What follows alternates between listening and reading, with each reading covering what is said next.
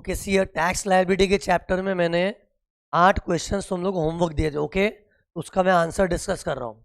और सी पहले तो ये 8 क्वेश्चन दिख रहे हैं स्क्रीन पर, देखो ये हर क्वेश्चन में तुम लोगों ने नोटिस किया पूछा क्या था, चेक करो क्या पूछा था, क्योंकि उसके ऊपर मुझे कुछ बोलना है। लुक हियर, क्या लिखा था, कंप्यूट दी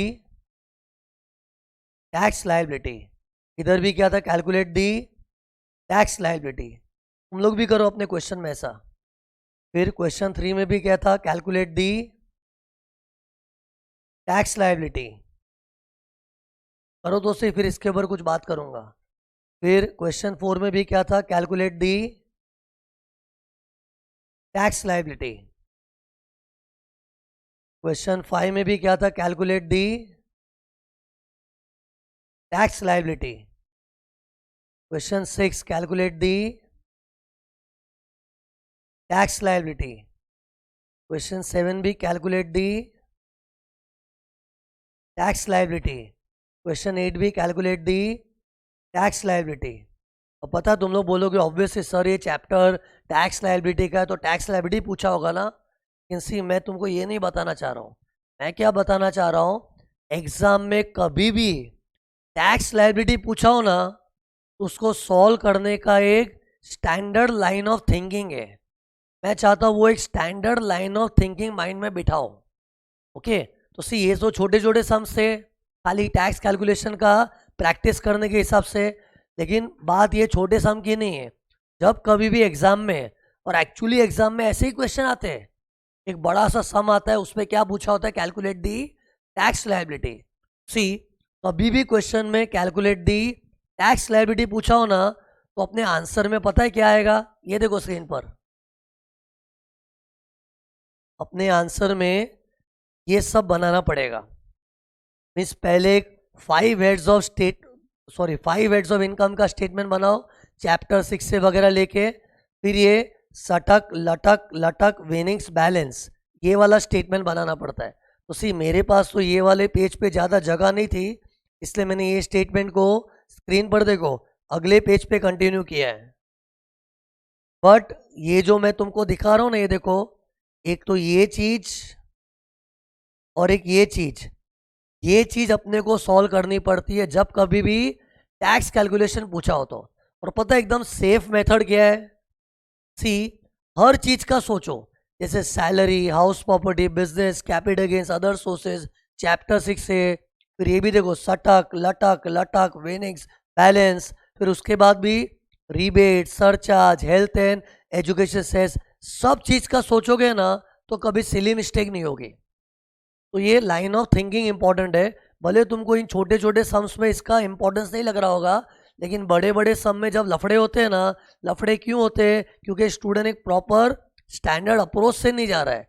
अपना सम सॉल्व करने अप्रोच ही क्या होना चाहिए, जब कभी भी टैक्स लायबिलिटी पूछा है दिमाग में ये सीन छप जाना चाहिए, एक तो 5 हेड्स वाला स्टेटमेंट, बाद में वो सटक लटक विनिंग्स बैलेंस वाला स्टेटमेंट। ओके, तो सी मैं 8 क्वेश्चन का आंसर भी यही पैटर्न से डिस्कस करूंगा। ओके, तो सी हियर सबसे पहले क्वेश्चन नंबर 1 देखना।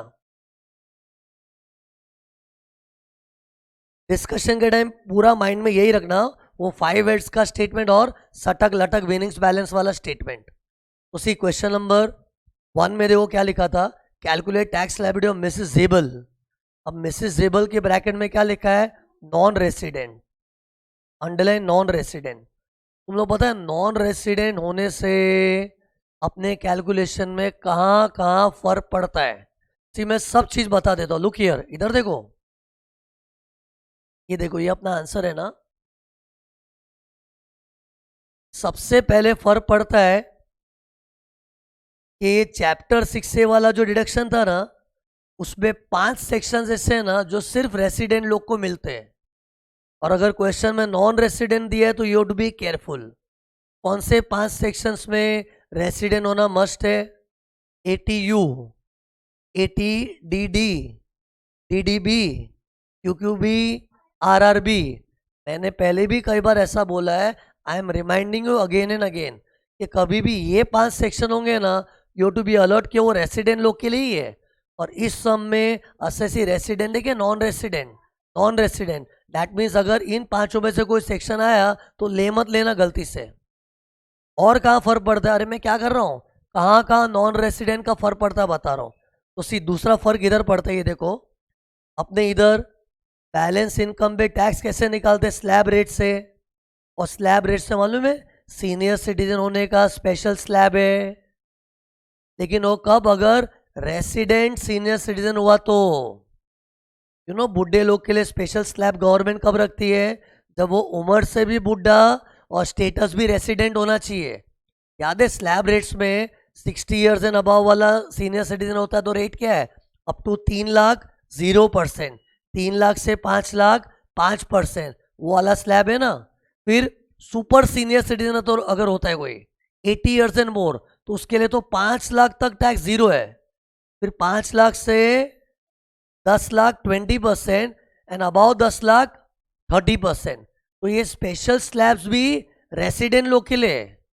तो बाई चांस ये सब में तुमको बुढ़ा है ऐसा कोई माहौल बना देना तो उससे फर्क नहीं पड़ना चाहिए। बुढ़े होने का स्पेशल स्लैब कब मिलता है, जब रेसिडेंट हो। अरे मैं तुमको बता क्या रहा हूँ, कहाँ कहाँ रेसिडेंट होना मस्ट है। 2 जगह दिखा दी मैंने, एक चैप्टर 6 वाली, दूसरी स्लैब रेट वाली। एक और जगह बताता हूँ, रिबेट में, रिबेट भी जो गवर्नमेंट देती है ना वो रेसिडेंट लोग को ही देती है। तो ये 3 चीज रट लो, मैं तो बोल रहा हूँ, क्योंकि ये 3 चीजें ना अगर किसी को पता नहीं पक्का मिस्टेक करके आएगा। कौन सी 3 चीज, चैप्टर 6 के 5 सेक्शंस, स्लैब रेट्स में सीनियर सिटीजन होने का स्पेशल स्लैब, और रिबेट जो गरीबों को मिलता है उधर। इन 3 जगह पे रेसिडेंट होना इज मस्ट। और एक जगह रेसिडेंट होना चाहिए, मालूम है, अनएग्जॉस्टेड बेसिक एग्जेम्पशन वाला थियरी। अपना टैक्स लायबिलिटी का जो सेकेंड वीडियो था ना, उसमें तुम लोगों ने देखा था मैंने एक अनएग्जॉस्टेड बेसिक एग्जेम्पशन का पॉइंट बढ़ाया था। वहां भी रेसिडेंट लोग को बेनिफिट मिलता है। वो था ना कि अपना स्लैब रेट्स में इनकम थोड़ी छोटी पड़ रही है तो बचा हुआ एग्जेम्पशन हम लोग दूसरी इनकम में यूज कर सकते हैं। वो जो अनएग्जॉस्टेड वाला वो भी रेसिडेंट लोग के लिए मिलता है। तो सी ये जो मैंने बोला ना, मैं तो चाहता हूँ तुम लोग लिख दो, क्योंकि सी एग्जाम में ना मेरे जो होमवर्क सम तो छोटे छोटे है यार, लेकिन एग्जाम में जो बड़ा सम भी आता है ना वो टैक्स लायबिलिटी भी आता है। और उधर स्टूडेंट को लल्लू बनाना है ना, तो इन लोग कहीं ना कहीं नॉन रेसिडेंट डाल देंगे। और ये जो मैंने बातें बताई ना, इन सब जगह इन लोग तुमको घुमाएंगे। तो मेरे को याद दिला, वापस मैं रिपीट कर रहा हूँ, रेसिडेंट होना कहाँ मस्ट है। एक तो चैप्टर 6 में ATU, ATDD, DDB, QQB, RRB, ये 5 सेक्शंस में रेसिडेंट होना मस्ट है। फिर स्लैब रेट्स के टाइम, ये देखो स्क्रीन पर, स्लैब रेट्स के टाइम सीनियर सिटीजन होने का स्पेशल स्लैब चाहिए तो रेसिडेंट होना मस्ट है। इनफैक्ट हर जगह जहां भी सीनियर सिटीजन होता है ना रेसिडेंट होना मस्ट है। ऐसे तो चैप्टर 6 में भी था, मालूम है, वो सीनियर सिटीजन को TTB मिलता है, interest on bank and post office accounts. ATTTB senior citizen लोग को बैंक और पोस्ट ऑफिस इंटरेस्ट के लिए मिलता है, वो भी सीनियर सिटीजन के लिए ना। तो सीनियर सिटीजन का मतलब ही क्या, रेसिडेंट होना चाहिए। तो 5 तो चैप्टर 6 से बता दिए। और एक स्लैब रेट्स में सीनियर सिटीजन का स्पेशल स्लैब रेसिडेंट हुआ तो। इनफैक्ट स्लैब रेट्स के अलावा जहां कहीं भी सीनियर सिटीजन का बेनिफिट चाहिए रेसिडेंट होना इज मस्ट। और क्या गिनाया था मैंने, रिबेट अंडर सेक्शन 87 है, ये गरीबों के लिए रिबेट कब मिलता है, अगर कोई एसएससी रेसिडेंट है तो। और अनएग्जॉस्टेड बेसिक एग्जेम्पशन का बेनिफिट वो भी रेसिडेंट लोग के लिए मिलता है। ये बात कहां से निकली थी, स्क्रीन पर देखना अपने क्वेश्चन को। बात यहां से निकली थी अपने क्वेश्चन में, मिसेस जेबल वो नॉन रेसिडेंट है ना, तो नॉन रेसिडेंट होने के कारण उसको ये जो अभी मैंने बेनिफिट्स गिना है ना वो उसको बेनिफिट नहीं मिल सकेंगे। खैर अपने सम में शायद होगा भी नहीं, एक खाली जनरल बात हो रही है। सम्स डिस्कस करना तो बहाना है, मुझे बेसिकली तुमको टैक्स कैलकुलेशन में परफेक्ट करना है। तो एग्जाम में टैक्स कैलकुलेशन का सम आता ही है। ओके, फिर अभी सम में देखो क्या था, इनकम फ्रॉम बिजनेस, इसको 5 हेड्स में डाल देंगे, रेडीमेड आंसर दिया है। फिर short term capital gains on sale of equity shares, इसको पता है क्या बोलते हैं? ये देखो, तटक जी under section 111A, short term capital gains under section 111A। और इसका इंपॉर्टेंस का बता लो, हम लोग सटक लटक विनिंग्स बैलेंस का कॉलम खड़ा करते हैं ना, तो इसका अलग से कॉलम खड़ा करेंगे, लेकिन वो बाद में पहले 5 हेड्स में इसको कहाँ डालेंगे? कैपिटल गेन्स के हेड में। फिर लॉन्ग टर्म कैपिटल गेन्स भी कैपिटल गेन्स के हेड में, और इसका भी अलग से कॉलम खड़ा होगा, लटक लटक लटक, दूसरा वाला था ना लॉन्ग टर्म विनिंग्स और बैलेंस, तो इसका भी अलग कॉलम खड़ा होगा। फिर short term capital gains on sale of commercial property, tell me, ये भी कैपिटल गेन्स में तो आता है, लेकिन अपने वो था ना सटक लटक, ये देखो देख के बताओ ना, इधर ये देखो यहाँ कहाँ फिट होगा बताओ? चलो, इधर तो इक्विटी शेयर्स का आता है, तो फिर ये कौन सा एक शॉर्ट टर्म है जो सम में था? सेल ऑफ कमर्शियल प्रॉपर्टी, तो वो इन कॉलम्स में कहीं सेट नहीं होता, तो बैलेंस में जाएगा। बैलेंस का मतलब क्या है? दुनिया की सब इनकम बैलेंस में आती है, खाली 4 स्पेशल इनकम को हम लोग स्पेशल रेट होने के कारण अलग कॉलम बनाते हैं।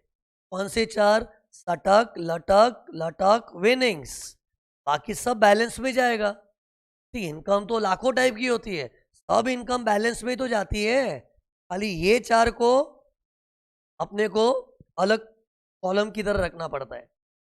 तो अपना ये देखो, short term capital gains on sale of commercial property balance column में जाएगा। फिर विनिंग्स का अलग कॉलम है, लेकिन पहले उसको 5 हेड्स में इफॉस में दिखाएंगे।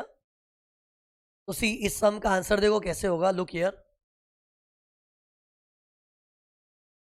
पहले तो ये देखो ना, अपने आंसर का प्रेजेंटेशन देखो ऐसा होना चाहिए था, पहले ये चीज बनाना जरूरी है। मैं तो बोल रहा हूँ कुछ नहीं है ना तो नील कर दो, लेकिन ये पूरा स्टेटमेंट बनाने की आदत रहेगी ना, तो सिली मिस्टेक नहीं होगी। एग्जाम में कोई ऐसा पर्टिकुलर फॉर्मेट नहीं कि यही फॉर्मेट में करो। मैं तो क्यों इंसिस्ट कर रहा हूँ, ताकि तुम लोग स्टैंडर्ड तरीके से हमेशा सॉल्व करोगे ना, तो कभी कोई सिली मिस्टेक नहीं होगी। ओके, उसी अपने सम में चेक करो, इनकम फ्रॉम सैलरी है नहीं है तो नील, 0। हाउस प्रॉपर्टी भी नहीं था, नील। बिजनेस का आंसर था रेडीमेड, कितना था? 33 लैक्स। और कैपिटल गेन्स के अंदर 3 आइटम्स थे, एक इक्विटी शेयर्स का शॉर्ट टर्म गेन था, और एक कॉमर्शियल प्रॉपर्टी का शॉर्ट टर्म गेन था, और एक लॉन्ग टर्म था। ये तीनों कैपिटल गेन्स के हेड के नीचे दिखाना है। फिर इनकम फ्रॉम अदर सोर्स में विनिंग्स था, तो पहले इसे हेड वाइज अरेंज करना चाहिए था। बाकी से तुम लोग ने कोई अलग स्टाइल में भी किया होगा तो कोई मार्क्स नहीं कटता उसके लिए, लेकिन मैं एक सिस्टमेटिक तरीका बता रहा हूँ कि पहले हेड वाइज अरेंज कर दो। फिर चैप्टर 6 का इस सब में कुछ भी नहीं था, तो जो ग्रॉस टोटल इनकम क्या आई थी बताओ? ग्रॉस टोटल इनकम इस समय कितना था? 71 लैक्स। सब इनकम्स का टोटल, 3 चीज कैपिटल गेन्स में थी कि बिजनेस में था? गलत आ रहा आंसर, क्या है बताओ? ग्रॉस टोटल इनकम, टोटल करना है खाली, ये देखो 33 लाख से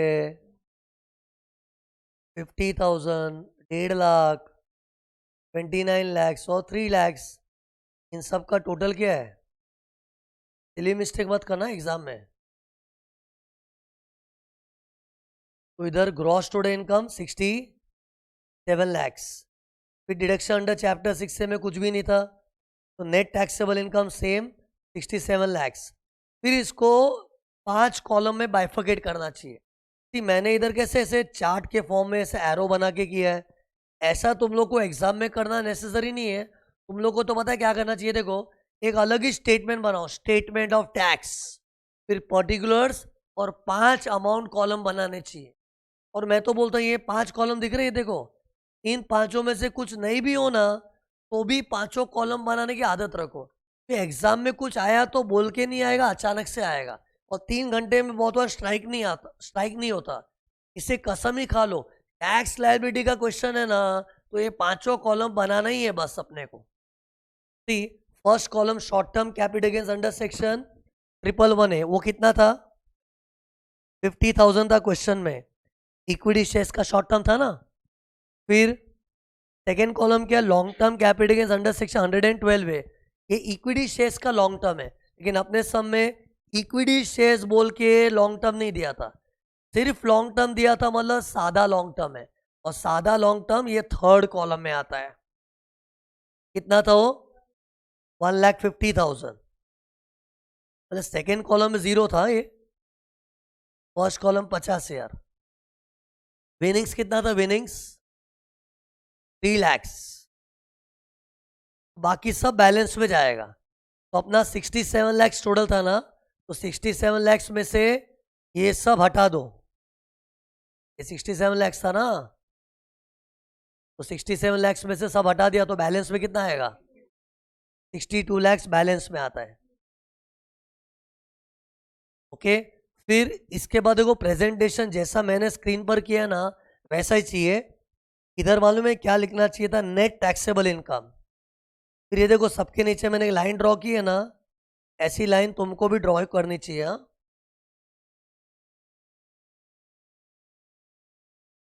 आई रिपीट, फर्स्ट कॉलम में 50,000 है, सेकेंड कॉलम में नील है, थर्ड कॉलम 1,50,000, फोर्थ कॉलम में 3 लाख, फिफ्थ कॉलम में 62 लैक्स।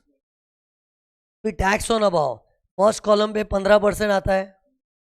और सी हमेशा ना बेस्ट क्या करना चाहिए, देखो यार टेक्निक बता रहा हूँ, इधर देखो ना, अपने से गलती क्या होती है हम लोग फर्स्ट कॉलम सेकेंड कॉलम से लाइन से आते हैं ना, मैं बोलता हूँ उल्टा जाओ, बैलेंस कॉलम को पहले देखो, क्योंकि बाय चांस बैलेंस कॉलम में अमाउंट एकदम चौट ऐसा हुआ ना, तो उधर जो एग्जेम्पशन बचता है हम लोग यहाँ यूज कर सकते हैं।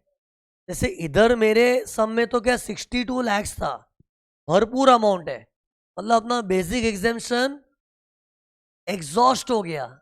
इंग्लिश से बात करना सीखो, 62 लाख है, मतलब अपना बेसिक एग्जेम्पशन एग्जॉस्ट मतलब यूज हो गया पूरा।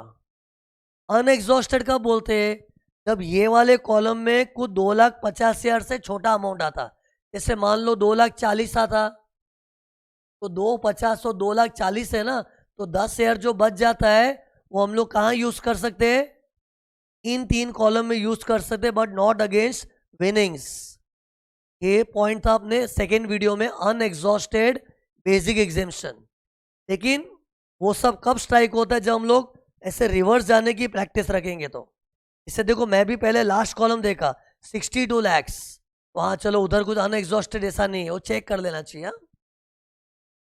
उसी फर्स्ट कॉलम में 50,000 था, उस पर 15% टैक्स, कितना आया 50,000 का 15%, 7,500 इस कॉलम में टैक्स आया। फिर सेकेंड कॉलम में क्या था, सेकेंड कॉलम में कुछ नहीं था, नील। थर्ड कॉलम में लॉन्ग टर्म कैपिटल गेन्स कितना था 1,50,000, तो उसका 20% कम्स टू 30,000, 30,000 टैक्स आएगा इधर, 30,000, इधर 7,500 आया, इधर 30,000। फिर विनिंग्स में 3 लाख का 30% कितना आ गया 90,000। चेक करो ये सब आंसर आने चाहिए। और ये बैलेंस वाली इनकम जो है ना 62 लैक्स, इस पे स्लैब रेट से टैक्स निकालना होता है। और स्लैब रेट्स के लिए मैंने तुमको एक शॉर्टकट बताया है। पहले लॉन्ग कट बताओ ना, एक बार मुझे लॉन्ग कट भी सुनना है। लॉन्ग कट से करना है तो क्या करोगे, 62 लैक्स के 4 टुकड़े करो, 62 लैक्स के 4 टुकड़े, 0%, 5%, 20%, 30%। तो पहला टुकड़ा 2.5 लाख, फिर अगला 2.5 से लेके 5 लाख, मतलब 2.5 लाख ही आता है वो, अरे 2.5 से 5 के बीच में 2.5 लाख का गैप ही है ना। तीसरे स्लैब में 5 से लेके 10 और 5 से 10 के बीच में 5 लाख आता है, और 10 लाख के ऊपर इधर 52 लैक्स हो रहा है। 62 था ना मेरा आंसर, तो 10 लाख के ऊपर तो 52 लैक्स आएगा।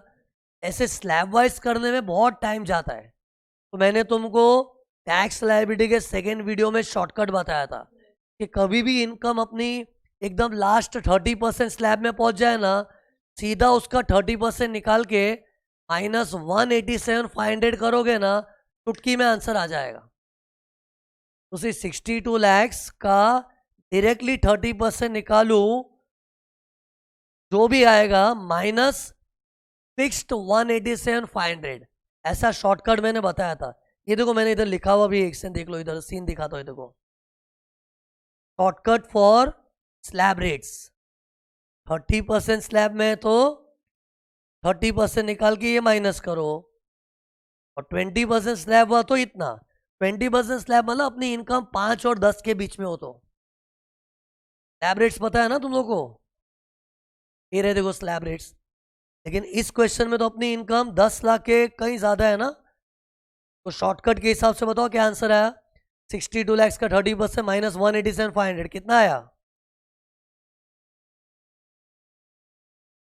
16,72,500। फिर ये देखो ये, फिर विनिंग्स में 90,000, और इसका कितना था 40,000, और ये 7,500। इन सब को ऐड करके ना इकट्ठा करके सेंटर में लाना चाहिए। तो सबका टोटल क्या है बताओ? 7,500 प्लस 30 प्लस 90 प्लस 16,72,500 कितना आया? तो देखो ये वाली अमाउंट हो गई, ये वाली, ये देखो दिख रही है 18 लैक्स। फिर उसके बाद क्या आता है? Rebate under section 87A। Rebate कब मिलता है? अगर असेसी गरीब है तो, गरीबों के लिए रिबेट। और गरीब मतलब ये देखो स्क्रीन पर देखो, ये वाला फिगर 5 लाख तक हुआ तो, 5 लाख सबको पता है, लेकिन कौन सा फिगर? ये वाला फिगर 5 लाख तक होना चाहिए और रेसिडेंट भी होना चाहिए। लेकिन पहली बात है इसका ये एनटीआई 5 लाख से ज्यादा है।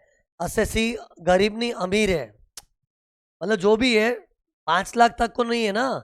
और वैसे भी नॉन रेसिडेंट को रिबेट मिलता ही नहीं। 5 लाख तक भी एनटीआई होता ना तो भी नहीं मिलता, क्योंकि नॉन रेसिडेंट है।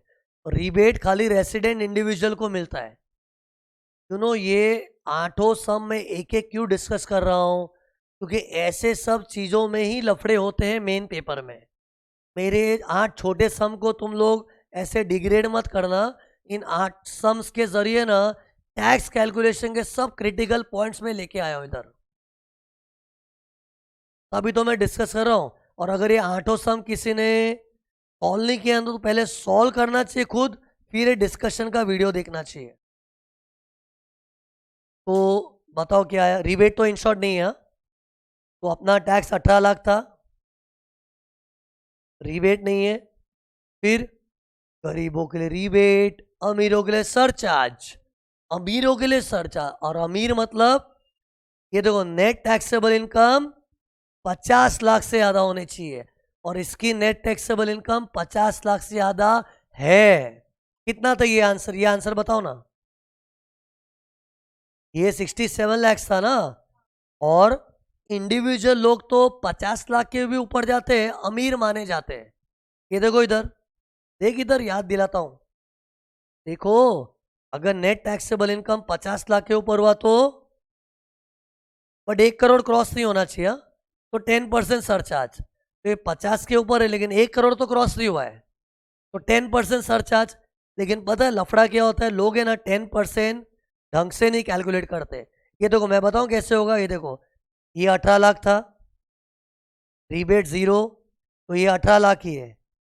फिर ये 18 लाख का 10%, सरचार्ज का मतलब ही क्या होता है? टैक्स पे टैक्स। तो 18 लाख का 10%, तो कितना हो गया? 1,80,000। ये सरचार्ज था। और सरचार्ज में क्या है? रेसिडेंट नॉन रेसिडेंट का कुछ नहीं होता है, रिबेट रेसिडेंट लोग के लिए है, लेकिन सरचार्ज तो सबको ही भरना है। फिर हेल्थ एंड एजुकेशन सेस कितना आएगा? 18 लाख में 1,80,000 ऐड किया तो कितना हो गया? 19,80,000। फिर 19,80,000 का 4%। से all the percentages you to apply on the preceding figure. तो 4% करके फाइनल आंसर बताओ ना मेरे को सीधा, एकदम फाइनल। 20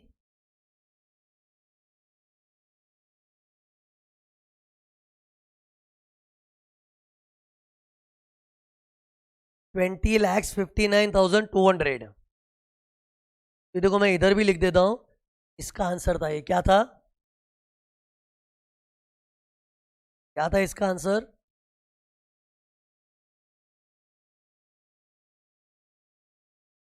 $20,59,200।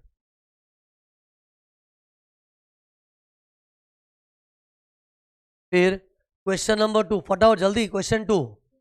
क्वेश्चन 2 पहले सम सामने रखो। First question, sorry second question में क्या लिखा था? Mister Gomes again non resident है। जल्दी बताओ नॉन रेसिडेंट को क्या क्या नहीं मिलता है? चैप्टर्स फास्ट बताना, फास्ट। चैप्टर 6 में ATU, ATDD, ATDDB, ATQQB, ATRRB, ये नॉन रेसिडेंट को नहीं मिलता। और बुढ़ा होने का बेनिफिट भी नॉन रेसिडेंट को नहीं मिलता। स्लैब रेट्स में वो जो सीनियर लोग का स्पेशल स्लैब है ना, वो भी नॉन रेसिडेंट लोग के लिए नहीं है, देसी बुड्ढों के लिए है। गरीबों को जो रिबेट मिलती है वो भी नॉन रेसिडेंट को नहीं मिलता है। अनएग्जॉस्टेड बेसिक एग्जेम्पशन का बेनिफिट भी नॉन रेसिडेंट को नहीं मिलता है। फिर तो अभी देखो इस सब में क्या करेंगे, पहले इनकम फ्रॉम बिजनेस है, ये 5 हेड्स में डालना है इसको, ओके। फिर short term capital gains equity shares बोला है, मतलब 111A, ये कैपिटल गेन्स में हेड्स ऑफ इनकम में तो आएगा, और इसका अलग से कॉलम खड़ा करेंगे टैक्स कैलकुलेशन के लिए। फिर सिर्फ लटक जी दिया होता है ना तो सादा लटक जी होता है। इक्विटी शेयर्स बोलेंगे ना तो उसको 112A वाला लटक जी बोलने का। सिर्फ लटक जी दिया तो इट इज अ सादा शॉर्ट टर्म, सॉरी सादा लॉन्ग टर्म। फिर विनिंग्स ये इफॉस में आ जाएगा।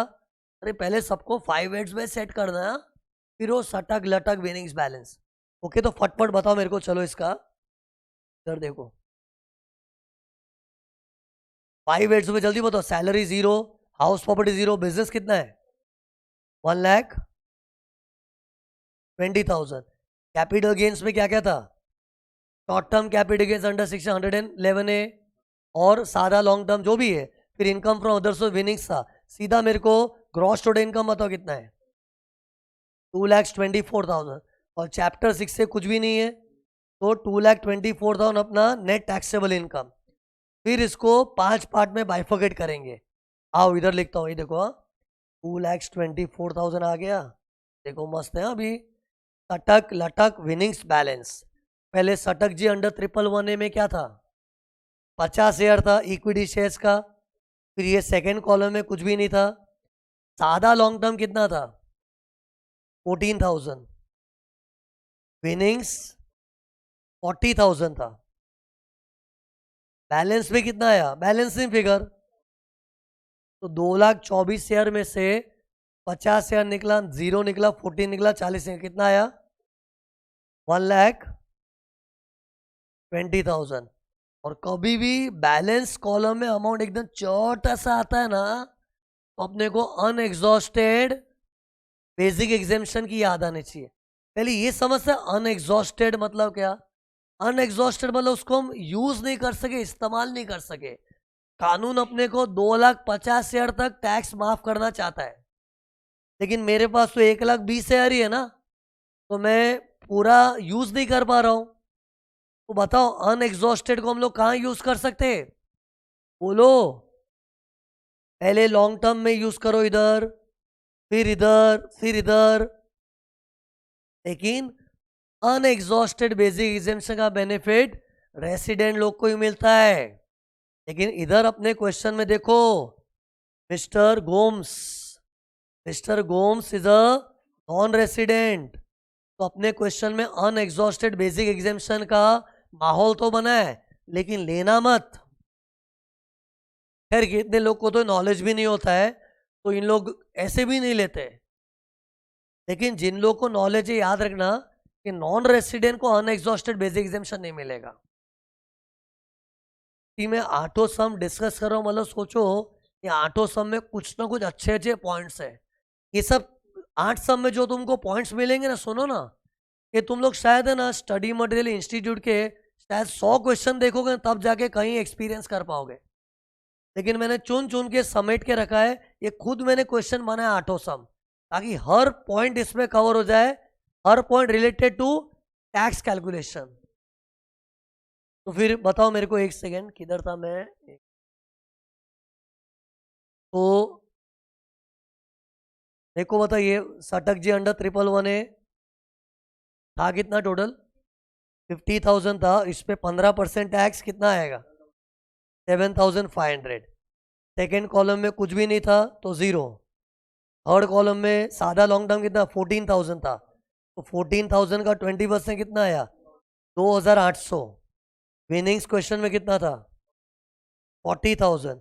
और 40,000 का 30% कितना आया? 12,000। और बैलेंस पे तो नील। बैलेंस इनकम तो 1,20,000 ही थी ना, और 2.5 लाख तक तो टैक्स जीरो ही आता है, तो जीरो। फिर इन सब को ऐड करो, ये सब ऐड करके एक ग्रैंड टोटल बताओ क्या आता है? 22,300। ये ग्रैंड टोटल आ गया सब टैक्सेस का। फिर गरीबों के लिए रिबेट, अमीरों के लिए सरचार्ज। उसी इधर रिबेट का माहौल तो बना है, क्योंकि net taxable income up to 5 lakh होनी चाहिए ना। तो भाई इस गोमेस की, क्या नाम है गोमेस की? गोमसा, सॉरी, सेलिना गोमेस याद है। तो गोमेस क्यों याद आया? सेलिना गोमेस याद आ गई। गोम्स है, गोमसा। तो गोम्स की इनकम 2,24,000 है। तो 5 लाख से कम होने के कारण है तो गरीब, लेकिन गरीब होने का रिबेट कब मिलता है? रेसिडेंट लोगों को। लेकिन mister Gomes is non resident, तो रिबेट भी नहीं मिलेगा। तो रिबेट जैसा लगा था, लेकिन आएगा ठेंगा। गवर्नमेंट ने गरीबों के लिए जो सहानुभूति दिखाई है ना, वो देसी गरीब, लेकिन ये नॉन रेसिडेंट था, इसलिए रिबेट नहीं मिलेगा। टेल मी, अगर सब में कुछ नहीं बोला होता तो हम लोग क्या अज्यूम करते? रेसिडेंट। फिर रिबेट लेते, कितना मिलता है? मैक्सिमम 12,500। ये चैप्टर बहुत इंपॉर्टेंट है ट्रस्ट में। हाँ, 12,500 का रिबेट मिलता, लेकिन इधर नहीं लेना था। फिर सरचार्ज नहीं आएगा, क्योंकि सरचार्ज तो अमीरों के लिए, अमीर होने के लिए 50 लाख के ऊपर होना चाहिए। फिर हेल्थ एंड एजुकेशन सेस, वो तो आता ही है सबके लिए, हेल्थ एंड एजुकेशन सेस। अपना गाना याद है ना अपने को? सटक लटक विनिंग्स बैलेंस, सटक लटक विनिंग्स बैलेंस। गरीबों के लिए रिबेट, अमीरों के लिए सरचार्ज, सबके लिए health and education cess. Health and education cess सबके लिए आता है, तो ये 4% लेना ही पड़ेगा। तो जो भी अपना आंसर है उसमें 4% add. 892 health and education cess का अमाउंट है। फाइनल टैक्स लायबिलिटी कितना है? 23,192। ये हो गया टैक्स लायबिलिटी। इधर मैं लिख के रखता हूं एक से, है ना, इसका आंसर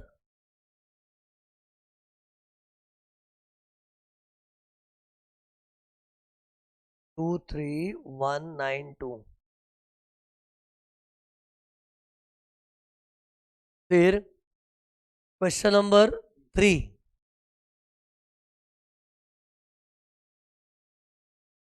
जो लास्ट फाइनल आंसर के बाद जो क्या लिखना चाहिए? टैक्स लायबिलिटी या फिर टैक्स पेएबल, कुछ भी चलेगा। फिर क्वेश्चन नंबर 3, इसमें देखो तरुण की उम्र भी दी है, 70 साल का बुढ़ा है, और इसको सीनियर का खिताब मिलेगा। रेसिडेंट बुढ़ा होता है ये तो, और रेसिडेंट नॉन रेसिडेंट नहीं दिया है, तो थिंक रेसिडेंट।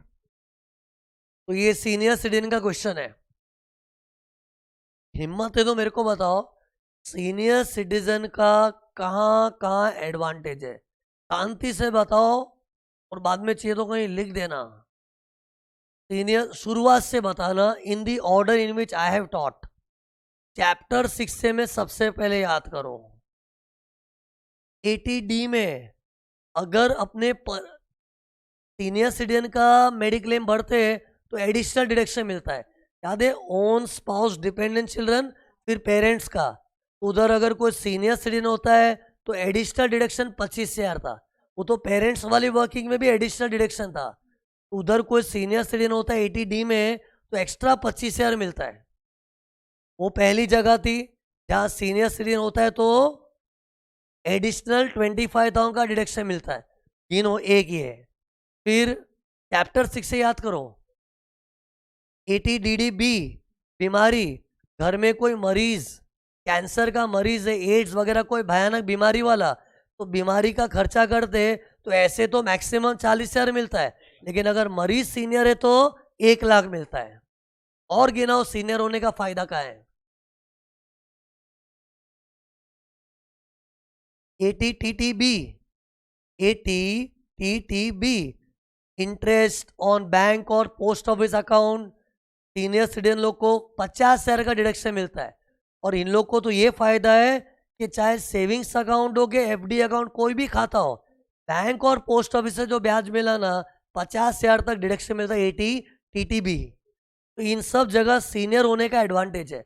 और एक जगह स्लैब रेट्स में, स्लैब रेट से बुढ़े लोग के लिए स्पेशल स्लैब है। अरे मैंने सीनियर लोग के लिए गवर्नमेंट ने क्या क्या अनोखी चीजें की है वो सब बताई।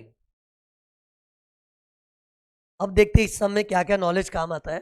कि मैं डिस्कस क्यों कर रहा हूँ सब मालूम है, क्योंकि मेरे सब में भले ये सब चीजें ना हो, एग्जाम में तो इन लोग क्या सोच के सम बनाते वो तो उसको ही पता, कुछ भी आ गया तो उसी। ये जो मैंने आज 2 चीज बताई ना, तो रेसिडेंट होने का फायदा कहाँ कहाँ होता है, नॉन रेसिडेंट तो नहीं मिलेगा, रेसिडेंट तो ही मिलेगा, स्टार्टिंग में बताया गिनाया था मैंने। और ये सीनियर वाला, ये दिमाग में पकड़ लोगे ना तो पेपर सेटर तुमको कभी लल्लू नहीं बना सकेगा। Okay, now check this answer. Question 3 में पहले इनकम फ्रॉम हाउस प्रॉपर्टी है, हाउस प्रॉपर्टी 5 हेड्स में आ जाएगा। और सुनो, ये इनकम फ्रॉम हाउस प्रॉपर्टी दिया है ना, मतलब पूरा रेडीमेड कैलकुलेटेड फिगर है। लेकिन सुन सुन ध्यान से सुनना, रेंट फ्रॉम हाउस दिया हो ना, रेंट, रेंट बोल के, तो दैट मीन्स वो एक्चुअल रेंट है। हाउस प्रॉपर्टी का स्टेटमेंट का फॉर्मेट याद करो, म्युनिसिपल वैल्यू, फेयर रेंट वगैरह, standard rent, actual rent. Rent बोल के दिया हो तो वो एक्चुअल रेंट है, तो उसमें समझदारी से 30% स्टैंडर्ड डिडक्शन लेना चाहिए। लेकिन इधर रेंट बोल के दिया है कि हेड का नाम ही दे दिया है, हेड का ही नाम दे दिया, अपने हेड का ही नाम है इनकम फ्रॉम हाउस प्रॉपर्टी। तो जब हेड का नाम दिया है ना, तो it is a final computed answer. Rent बोल के दिया होता ना तो 30% स्टैंडर्ड डिडक्शन लेना चाहिए। उधर कहीं लिख दो पेंसिल से, उसी क्वेश्चन के बाजू में, क्वेश्चन में रेंट फ्रॉम HP दिया हो तो 30% स्टैंडर्ड डिडक्शन। क्वेश्चन 3 के इर्द गिर्द आजू बाजू कहीं लिख दो, क्वेश्चन में rent from HP house property दिया हो तो 30% स्टैंडर्ड डिडक्शन। तो रेंट मतलब वो अपने एक्चुअल इनकम का नाम हो गया ना, वो थोड़ी हेड का नाम है। और रेंट में तो अपने को मालूम है ग्रॉस एनुअल वैल्यू का कैलकुलेशन है, म्युनिसिपल वैल्यू, फेयर रेंट विचर इज हाई, स्टैंडर्ड रेंट विचर इज लेस, एक्सपेक्टेड रेंट, फिर एक्चुअल रेंट होता है ARR, ये वो होता है। अगर रेंट बोल के दिया हो तो फिर उसमें स्टैंडर्ड डिडक्शन तो लेना ही होता है ना। लेकिन इस सब में नहीं करना था, क्योंकि इधर रेंट बोला है कि हेड का ही नाम दे दिया है, हेड का नाम दे दिया है, तो it is a final answer. फिर short term capital against equity shares का, ये तो 111A वाला, लेकिन पहले 5 हेड्स में कैपिटल गेन्स में डालो, फिर सटक लटक में फर्स्ट कॉलम में आएगा। फिर लॉन्ग टर्म कैपिटल गेन्स, सादा लॉन्ग टर्म भी अलग कॉलम खड़ा होता है, 20% टैक्स वाला, विनिंग्स का भी अलग कॉलम है। फिर फिजिकली हैंडीकैप्ड है, हैंडीकैप्ड ATU, ATU मालूम है रेसिडेंट लोग को ही मिलता है, ये रेसिडेंट है, और कुछ नहीं बोला तो रेसिडेंट ही है, तो ATU के काबिल तो है, और 85% है। सीवियर डिसेबिलिटी बोलते हैं 80% और मोर, तो क्या पता अमाउंट याद है कि नहीं। ऐसे हैंडीकैप लोग का 75,000 है, सीवियरली डिसेबल्ड है तो 1,25,000 होगा, 1,25,000। लेकिन देखते सॉल्व करने के बाद मालूम पड़े अच्छी अच्छी बातें इसमें। हाँ, आओ सॉल्व करें।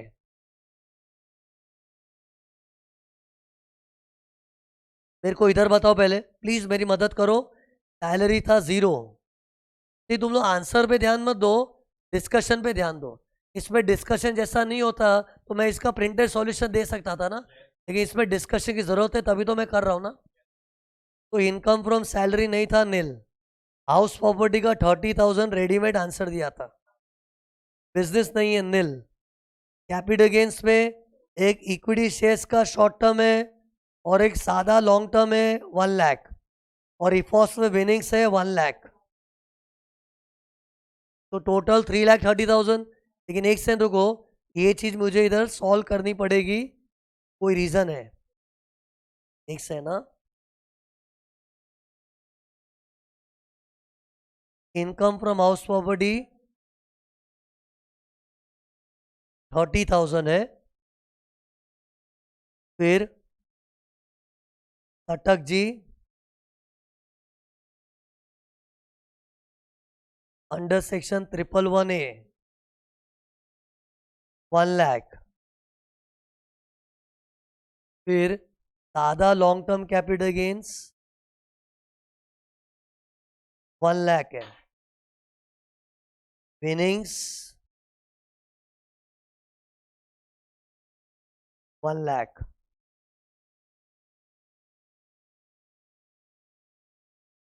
Gross total income 3,30,000।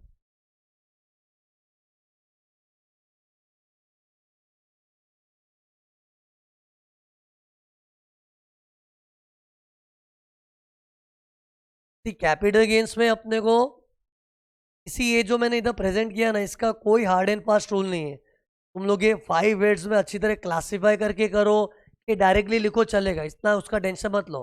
तो ये तो कैपिटल गेन्स की मेन हेडिंग लिख के इनर कॉलम में सब कैपिटल गेन्स जमा करके आउटर कॉलम में डाल दो। अब देखो ग्रॉस टोटल इनकम के बाद क्या आता है, less deduction under chapter 6A। इसमें ये बंदा हैंडीकैप्ड है तो ATU मिलता है। अब ATU में सीवियर डिसेबिलिटी होता है तो 1,25,000 मिलता है ना। अब लोग क्या है 1,25,000 लिख के आ जाते, लेकिन लफड़ा हो गया ना। मैंने तुमको चैप्टर 6A में लास्ट लेक्चर में बताया था, चैप्टर 6A का क्या बताया था कि deduction under chapter 6A short term capital gains under section, मतलब ये देखो जिन चीजों के हम लोग 4 कॉलम खड़े करते हैं ना, उनको चैप्टर 6A मिलता ही नहीं है। चैप्टर 6A का सुख किन इनकम्स के लिए नहीं है बताओ। सटक जी अंडर 111A, सटक जी तो कोई भी हो उसको बेनिफिट नहीं मिलता चैप्टर 6A का, विनिंग्स को भी नहीं मिलता। तुम लोग अगर भूल चुके तो मैं याद दिला, तो ये देखो इधर था, इधर गया वो, ये देखो प्रूफ भी पढ़ा है, मैंने पढ़ाया था उसका। ये देखो ये डब्बे में था ना, ये इन लोग को चैप्टर 6A नहीं मिलता, तो ये लोग कभी सम में आवे तो मैंने क्या बताया था, उनके ऊपर हाथ ही रख देना चाहिए। ये देखो मैं कैसे कर रहा हूं, ये देखो मैंने जानबूझ के, मालूम है, देखो ना इधर इन लोग को मैंने ब्लैक कलर में क्यों रखा है, क्योंकि ये लोग को चैप्टर 6 से नहीं मिलेगा। अरे नहीं मिलेगा मतलब इन लोग को पहले मैंने लॉक कर दिया, तो चैप्टर 6 के नाम पे कौन सी इनकम घट सकती है। खाली हाउस प्रॉपर्टी एक ऐसा कैंडिडेट है अपने पास जो चैप्टर 6 के काबिल है, लेकिन हाउस प्रॉपर्टी बेचारा है ही 30,000। तो अगर इनकम ही 30,000 है तो चैप्टर 6 से 30,000 जितना ही मिलेगा।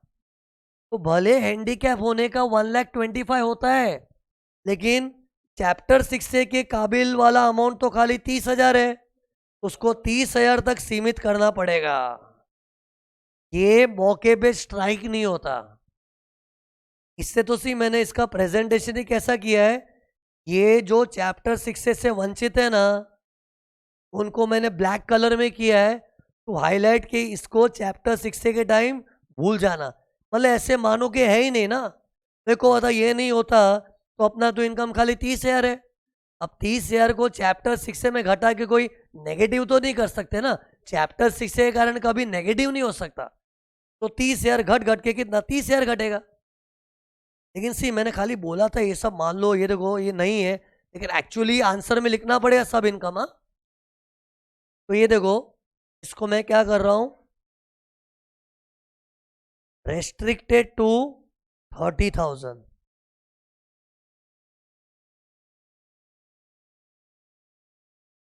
ATU 30 था नहीं होगा। देखना मैंने 8 सम में ना एक से एक अच्छे पॉइंट कवर किए। फिर फाइनल आंसर हो गया 3 लाख। फिर वही सटक लटक विनिंग्स बैलेंस ब्रेकअप करना पड़ेगा ना। तो अपना NTR 3 लाख है ना, तो मुझे बाइफर्केशन बताओ। Short term capital gains under section 111 कितना है? ये 1 लाख है, ये भी 1 लाख है, ये भी 1 लाख है। विनिंग्स नहीं था ना क्वेश्चन में, 0। बैलेंस कितना है? सॉरी वो मैंने गलत लिखा। ये 1 लाख है और सॉरी सादा लॉन्ग टर्म 1 लाख है बराबर।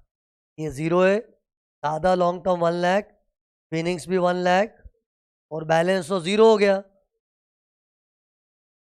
और सुनो सुनो, बैलेंस कॉलम भयंकर इंपॉर्टेंट है। इधर कभी भी आंसर छोटा आता है या फिर नील आता है तो अनएग्जॉस्टेड बेसिक एग्जेम्पशन का याद आना चाहिए। और इधर तो बैलेंस इनकम नील है। और मैं तो बोल रहा हूँ अगर 2.5 लाख भी पूरा यूज नहीं कर पाते, थोड़ा बहुत भी बचता है तो अपने अनएग्जॉस्टेड का माहौल बनता है। इधर तो बैलेंस इनकम नील है, मतलब मैंने बेसिक एग्जेम्पशन यूज ही नहीं किया। Entire basic exemption is unexhausted. लेकिन इस आदमी का बेसिक एग्जेम्पशन कितना है? देखो ये बंदे की उम्र तो देखो, 70 साल का है। तो इसके लिए तो मालूम है अप टू 3 लाख 0% होता है। तुम लोग को बेसिक एग्जेम्पशन का मतलब समझता है? जिस लेवल तक टैक्स 0 आता है ना उसको बोलते हैं बेसिक एग्जेम्पशन। और बुढ़ा होने के नाते 3 लाख तक इनकम माफ करवाना उसका हक है। लेकिन पहली कोशिश क्या होनी चाहिए मालूम है? इधर इस्तेमाल करो, इधर बैलेंस में नहीं। लेकिन बैलेंस के लिए वो बुढ़ा आदमी क्या बोल रहा है, मेरा तो बैलेंस 0 है ना, तो मेरा तो 3 लाख पूरा बच गया। तो वो अनएग्जॉस्टेड कहां यूज कर सकते हैं? विनिंग्स में तो कदापि नहीं, पहले इधर यूज करने का, क्योंकि इसका 20% भारी पड़ता है। तो ये तो अपना 1 लाख था ना इस सम में, तो 1 लाख पूरा माफ करवा लो। अपने पास तो इधर से 3 लाख का एग्जेम्पशन शिफ्ट होने वाला है। 3 लाख बुढ़ा है ना इसलिए। तो ये लॉन्ग टर्म तो अपना 0 ही हो गया, टैक्स निल। और कितना बचा है? 3 लाख में से 1 लाख इधर वापस डाला ना, और 2 लाख बचा है तो इधर यूज कर लो। इधर भी यूज हो गया, 1 लाख यूज हो गया तो ये भी 0 हो गया। और भी 1 लाख बचा है, विनिंग्स में यूज नहीं कर सकते। अरे मतलब ये देखो प्रेजेंटेशन अगर बताओ ना तो it will be something like this. ये देखो मैं इधर करके बताता हूँ। ये देखो अपना सब कॉलम में 1 लाख था ना। ये देखो मैं कॉलम्स बना रहा हूँ, सटक लटक लटक विनिंग्स बैलेंस।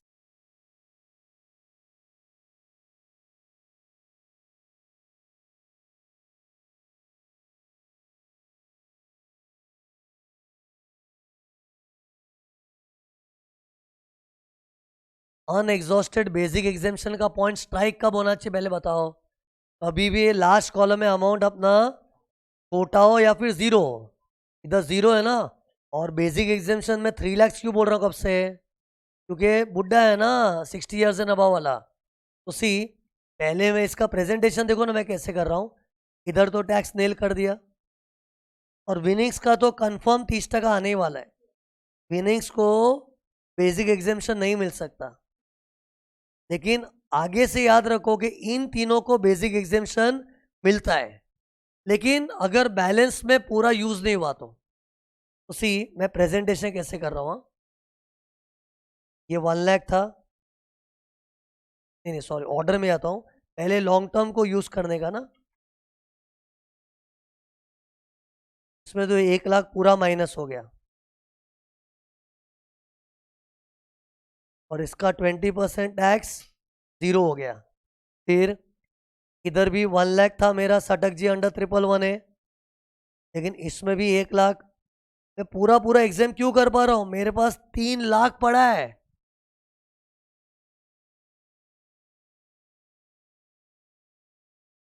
15% मतलब ये भी जीरो आ गया, और ये तो है ही नहीं क्वेश्चन में। मतलब अपने पास ये देखो 3 लाख का बेसिक एग्जेम्पशन था, लेकिन इस्तेमाल कैसे किया? फर्स्ट प्रेफरेंस मैंने इसको दी, फिर इसको दी। देखने हैं तो मेरे पास और भी बचा है। और कितना बचा है एग्जेम्पशन बताओ? 1 लाख। इसको क्या करना चाहिए? फेक दो।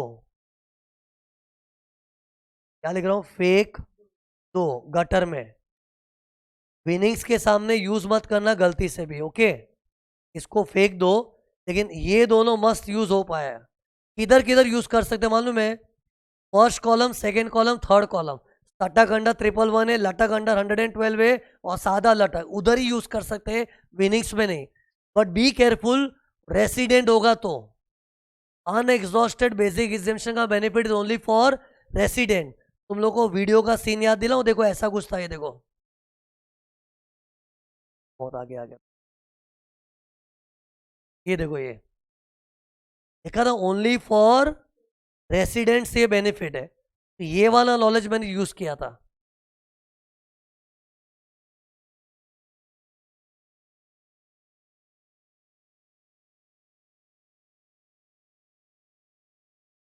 फर्स्ट प्रेफरेंस अपने को इसको देने का ना, क्योंकि इधर 20% टैक्स है ना, और 20% टैक्स ज़्यादा तकलीफ वाला है। तो अपने को जो ज़्यादा तकलीफ दे रहा है पहले उससे छुटकारा पाओ। तो फर्स्ट प्रेफरेंस इसको देना चाहिए। फिर 15% नेक्स्ट तकलीफ देता है। फिर इधर तो 10% टैक्स ही आता है ना। लेकिन विनिंग्स सबसे ज़्यादा तकलीफ देता है, लेकिन क्या करे, उसको तो बेसिक एग्जेम्पशन का बेनिफिट ही नहीं मिलेगा। तो फाइनली बताओ इसका आंसर क्या है? बताओ। ये देखो, मैं इधर आंसर लिखूंगा ना, ये हो गया, ये जीरो हो गया, ये जीरो हो गया, ये जीरो हो गया, ये 30,000 एज इट इज बचा, और लास्ट कॉलम तो जीरो ही था। फिर सबका ग्रैंड टोटल करोगे तो 30,000 आता है। फिर गरीबों के लिए रिबेट, अमीरों के लिए सरचार्ज। तो गरीबों के लिए रिबेट, ये गरीब है, गरीबी का क्राइटेरिया है net taxable income up to 5 lakh, और इसका एनटीआई तो 3 लाख ही है, तो गरीब है। और देसी गरीब होना चाहिए, और रेसिडेंट भी है, तो रिबेट मिलेगा कितना? 12,500। 12,500 का रिबेट मिलता है अंडर सेक्शन 87A।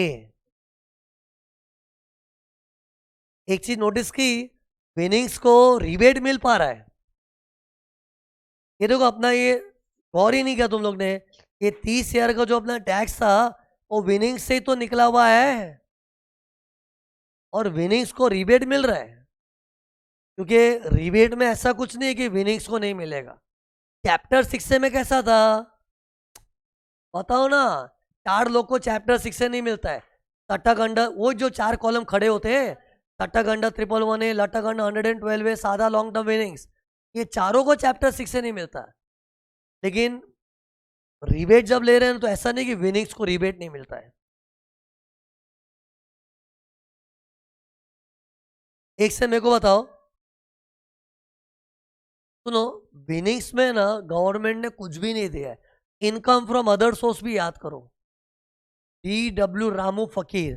तो विनिंग्स के सामने कोई खर्चा है तो खर्चा भी कट नहीं करने मिलता, ओके? और आगे जाके भी तुम लोग बहुत सारी चीज पढ़ोगे, विनिंग्स के लिए गवर्नमेंट कुछ भी चीज के लिए बोलती है नो मीन्स नो। लेकिन रिबेट ही ऐसा है ना कि वो मिल जाता है।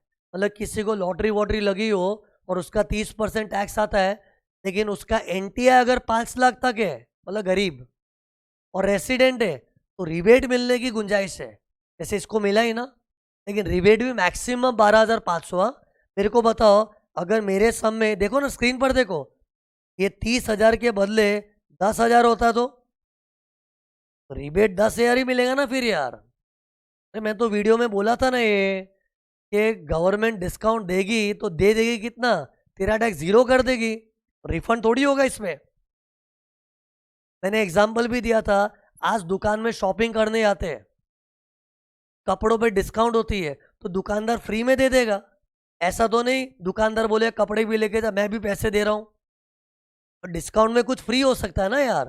तो मेरा टैक्स अगर 10,000 है तो रिबेट 10,000 तक ही सीमित होगा, लेकिन यहाँ पे 30,000 है तो रिबेट 12,500 मिलेगा। बैलेंस और पेएबल आ रहा है, बैलेंस कितना बचा 17,500, खर्चा तो नहीं आएगा। हेल्थ एंड एजुकेशन सेस 4% लेना पड़ेगा ऐड। फाइनल मुझे आंसर बता दो ना सीधा, एकदम फाइनल है ना। मैं इधर लिखते आता हूं,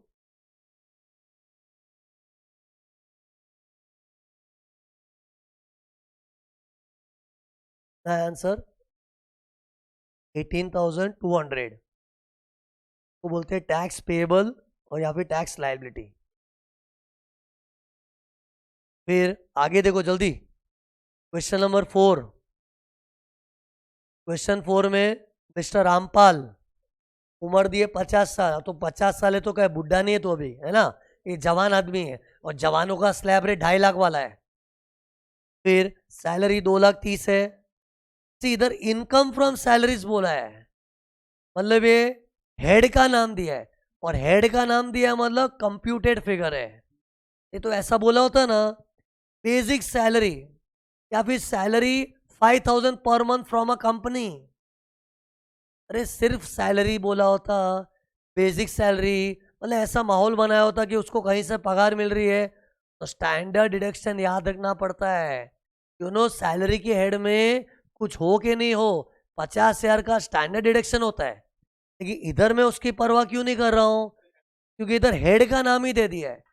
ये जो अपने हेड्स के नाम मालूम है क्या है, एक बार बताओ नाम क्या है।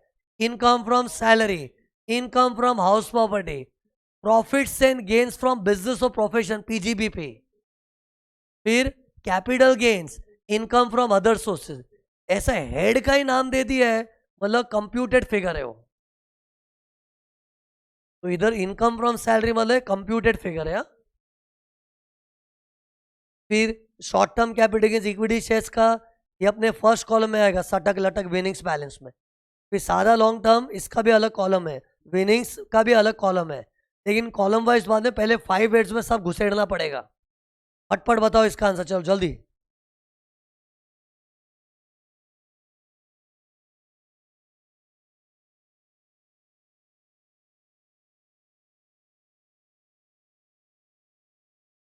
बता देता हूँ बाद में।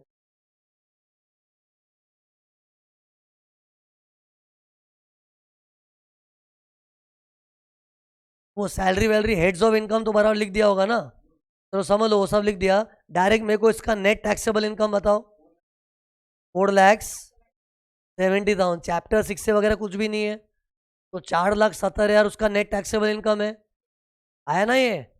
फिर सटक लटक विनिंग्स बैलेंस, उसमें सटक जी अंडर 111 है, कितना था 80,000 था। फिर इक्विटी शेयर्स का लॉन्ग टर्म नहीं था, नील, सादा लॉन्ग टर्म कितना था 70,000 था। विनिंग्स कितना था 90,000 था। बैलेंस कितना है 2,30,000। देख देख देख, बैलेंस अमाउंट कभी भी छोटा होता है ना, अनएग्जॉस्टेड बेसिक एग्जेम्पशन स्ट्राइक होना चाहिए। और इधर अपने 2.5 लाख का बेसिक एग्जेम्पशन वाले हैं ना हम लोग। ये बुढ़ा नहीं जवान आदमी था, अर्जुन रामपाल, अर्जुन नहीं था रामपाल है, जो भी है, तो 2.5 लाख तक के एग्जेम्पशन में से ये तो खाली 2,30,000 ही यूज कर पाया, तो 20,000 बचा हुआ, ये देख 20,000 बचा हुआ हम लोग कहाँ यूज कर सकते, पहले सादे लटक जी में यूज करो, फिर यहां यूज करो, फिर 112 वाला लटक जी, लेकिन फर्स्ट प्रेफरेंस किधर देना चाहिए, सादा लॉन्ग टर्म। तो सादा लॉन्ग टर्म ना 70,000 था, लेकिन उसमें से 20,000 एग्जेम्प्ट हो गया, तो 50,000, 50,000 का 20%, नहीं समझे, ये 70,000 था ना, इसमें से 20,000 का बेसिक एग्जेम्पशन लेस होगा। 20,000 कहाँ से आया बताओ, जादू से आया है, जादू थोड़ी है यार। लास्ट कॉलम में अपने पास खाली 2,30,000 है, मतलब 2.5 लाख पूरा नहीं पड़ रहा है ना, और 2.5 लाख पूरा ना पड़े ना तो जितने की भी डिफरेंस होती है ना, 2.5 लाख माइनस 230, वो एग्जेम्पशन लो और पहले 20% वाले लॉन्ग टर्म में ही लो। तो मेरा 70,000 का लॉन्ग टर्म 20,000 से माफ हो गया, वाओ। तो 50,000 पे 20% टैक्स, यानी कि 10,000। बस बेसिक एग्जामेशन का इस्तेमाल हो गया, अभी एग्जॉस्ट हो गया। 230 में अपने को कम लग रहा था ना, अभी तो 2.5 पूरा यूज हो गया ना। तो मुझे वापस बताओ, फर्स्ट कॉलम में टैक्स कितना है, डायरेक्ट 15% बताओ ना कितना आया। ये 12,000 टैक्स है, ये 0 है, ये 10,000 है। विनिंग्स का कितना है, 27,000 है, और ये 0 हो गया। फिर 12,000 प्लस 10 प्लस 27, उसका ग्रैंड टोटल कितना आ गया, 49,000। और रिबेट गरीबों के लिए, रिबेट में मालूम है, सुनो, एक चीज हमेशा चेक करनी चाहिए, दो चीज सॉरी, एनटीआई और रेसिडेंट। ये बंदा रेसिडेंट है, कुछ नहीं बोला तो रेसिडेंट ही होता है ना। और नेट टैक्सेबल इनकम 5 लाख जितना होना चाहिए, है 5 लाख तक है, 5 लाख से कम ही है तो रिबेट मिलेगा। मैक्सिमम 12,500, 12,500 माइनस, तो माइनस करके आ गया 36,500। सरचार्ज नहीं है, हेल्थ एंड एजुकेशन से 4%, तो फिर हाँ 1460। फाइनल आंसर कितना आया, 37,960। एक से इधर लिख देता हूं मैं, आंसर इज 37।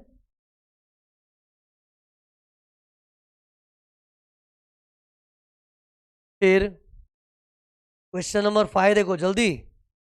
क्वेश्चन 5 में मिस्टर मोहन बुड्ढा है, कुछ ज्यादा ही बुड्ढा है, 80 इयर्स वाला बुड्ढा। लेकिन सीनियर सिटीजन का खिताब ऐसे ही मत दिया करो, चेक करो, रेसिडेंट देसी बुड्ढा चाहिए। अभी देसी परदेसी नहीं दिया है तो अज्यूम रेसिडेंट है, और रेसिडेंट बंदा कोई 80 इयर्स और मोर होता है। तो पता है उन लोगों का स्लैब रेट कैसा है, प्लीज बता दे। 5 लाख तक 0%, 5 लाख से 10 लाख सीधा 20, और अबाव 10 लाख 30%। और जो मैंने शॉर्टकट बताया ना स्लैब रेट्स का, वो बुड्ढे लोग के सम में मत यूज करना।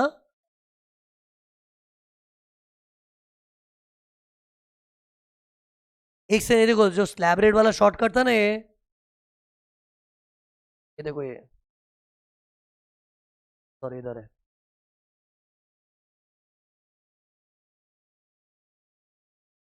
स्लैब रेट का शॉर्टकट कैसा था कि अगर किसी की इनकम लास्ट स्लैब में होती है 30% स्लैब में, तो स्ट्रेट 30% निकाल के -187,500। तो ये दिमाग नहीं लड़ाना, इसने तो शॉर्टकट दिया है। तो दिमाग को नहीं, दिमाग से मेरे को करना तो कर, बैठ के मेहनत कर। 2.5 लाख तक 0%, 2.5 से लेके 5 लाख उस पर 5%, 5 लाख से 10 लाख 20%, मेहनत जाती है ना, इसलिए शॉर्टकट है। लेकिन पता है मैंने इधर क्या बोला था, पढ़ो, सीनियर सिटीजन में वो शॉर्टकट एप्लीकेबल नहीं है। तो ये सब में सीनियर सिटीजन है, तो सीनियर सिटीजन में कभी शॉर्टकट यूज मत करना। यार अभी अभी हम लोग स्लैब रेट तक पहुंचे नहीं है, ये तो मुझे ऐसे जस्ट याद आया कि बूढ़े होने का इसको स्पेशल स्लैब तो मिलेगा, लेकिन स्लैब रेट वाला शॉर्टकट इधर कभी लगाना मत। हाँ?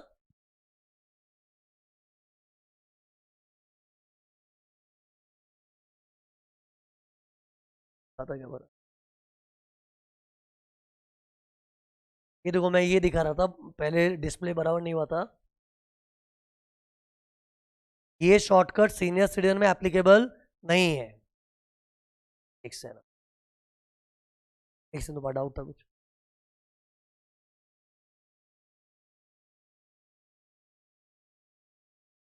हाँ, रिबेट में 12,500 फिक्स्ड है, लेकिन मैक्सिमम किसी का टैक्स लायबिलिटी खाली 1,000 2,000 रुपये आ रहा है तो रिबेट उतना ही मिलेगा। अरे मतलब ये अमाउंट देखो ना, ये देखो, ये वो रिबेट को लेके डाउट है किसी का, ये देखो,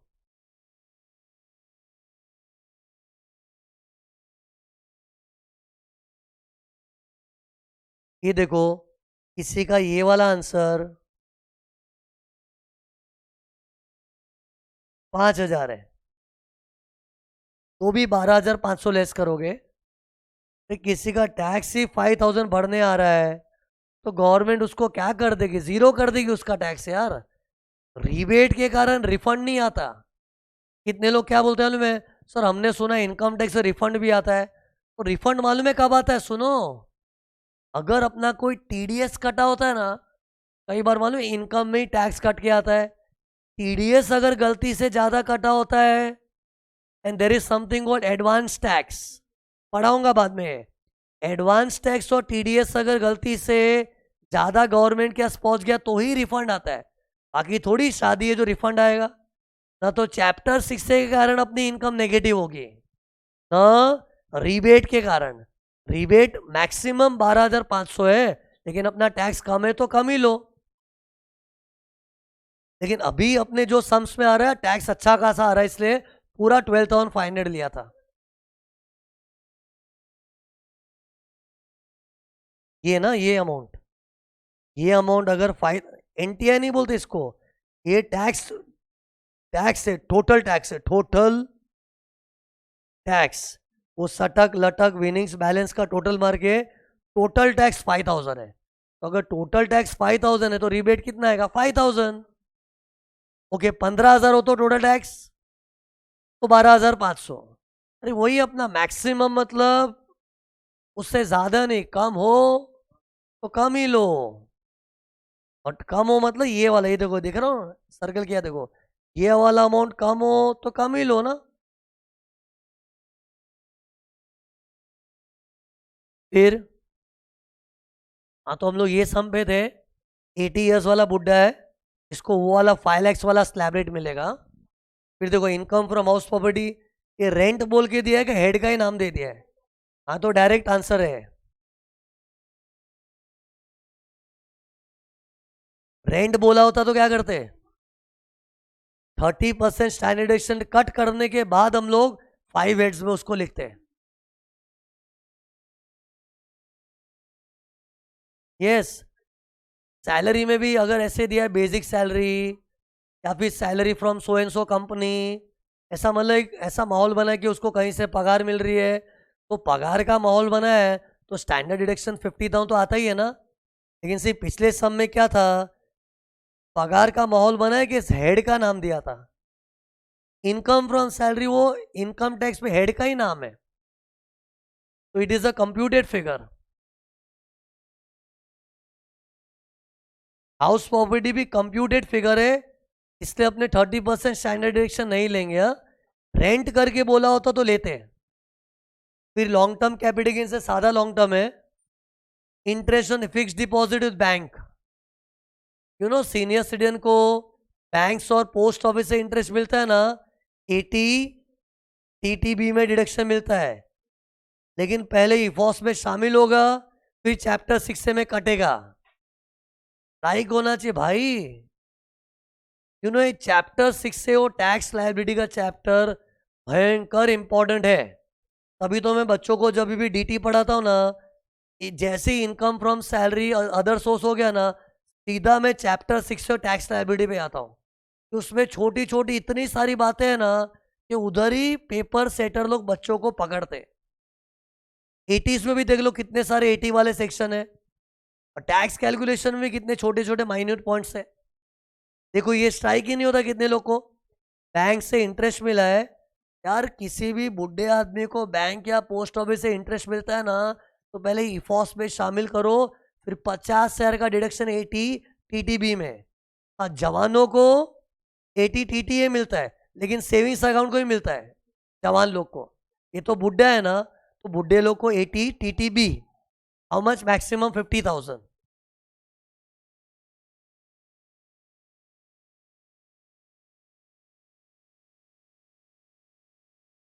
बराबर।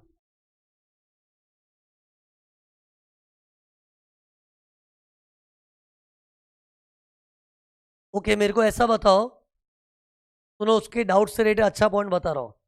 ऐसे कौन से इंटरेस्ट इनकम से जो इनकमों में भी शामिल होता है, चैप्टर 6 में भी आता है। लम पेंटर्स में एन था, lump enters an interest on NSC. NSC का जो इंटरेस्ट होता है ना, उसको पहले इफॉस में शामिल करते हैं, फिर चैप्टर 6 में आता है। हम लोग जब पढ़े थे तब तुम लोग खुद बोले थे हाँ सर ऊपर भी नीचे भी, ऊपर भी नीचे भी। You related it with entertainment allowance, तो ऊपर भी डालो नीचे भी। तो पहली बार इंटरेस्ट ऑन एनएससी में ऐसा आया था, तो मैं तुमको इंटरेस्ट इनकम्स गिना रहा हूँ। इंटरेस्ट ऑन एनएससी पहले इफॉस में डालते, फिर एटीसी में आता है लंप एंटर्स। फिर interest on savings account with banks and post office, वो भी जवानों का जो होता है ना, वो पहले इफॉस में डालो, फिर एटीटीटीए। फिर बुढ़े लोग का तो इंटरेस्ट फ्रॉम एनी बैंक और पोस्ट ऑफिस अकाउंट, पहले इफॉस में डालो, फिर एटीटीटी भी। मतलब 3 ऐसी इंटरेस्ट इनकम है ना, इंटरेस्ट नाम की इनकम, जो पहले इफॉस में शामिल होती है, फिर चैप्टर 6 से में कट जाती है। गिनाओ कौन सी? इंटरेस्ट ऑन एनएससी जो इफॉस में डाल के एटीसी, फिर interest on savings account from bank और पोस्ट ऑफिस जवानों का, जो इफॉस में डाल के एटीटीटी है, मैक्सिमम 10,000 था उधर। और सीनियर सिटीजन लोग को तो interest from any account from bank and post office, पहले इफॉस में फिर एटीटीटी भी। ये सब है ना घर पे जो सर तो बेचारा कितना पढ़ाएगा बताओ ना। रिपीट करूंगा, ये करो, एक लेवल के बाद तुम लोग घर पे खुद बैठ के एनालाइज करोगे ना, हाँ इधर ये वाला अच्छा पॉइंट है, इधर ये वाला अच्छा पॉइंट है, तब जाके अपना पास होने का चांसेस बढ़ता है। ऐसे ही कोई सुना रहे, सीख सीख के चले गए, आधा याद है आधा भूल गए, रिवाइज भी नहीं किया, ऐसे नहीं होता ना यार। मैं तो तुम लोग के हर एग्जाम के दिन में तुम लोग के साथ में बैठ बैठ के पढ़ाओ ना, तो भी रिजल्ट नहीं आएगा। जब तक खुद नहीं मरेंगे तब तक रिजल्ट नहीं आता है।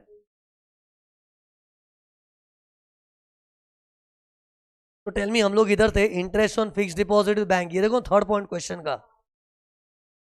और एफडी चलेगा, सीनियर सिटीजन का तो बैंक या पोस्ट ऑफिस से कोई भी खाता हुआ ना, एटीटीटी भी मिलेगा उसको। फिर आगे देखो,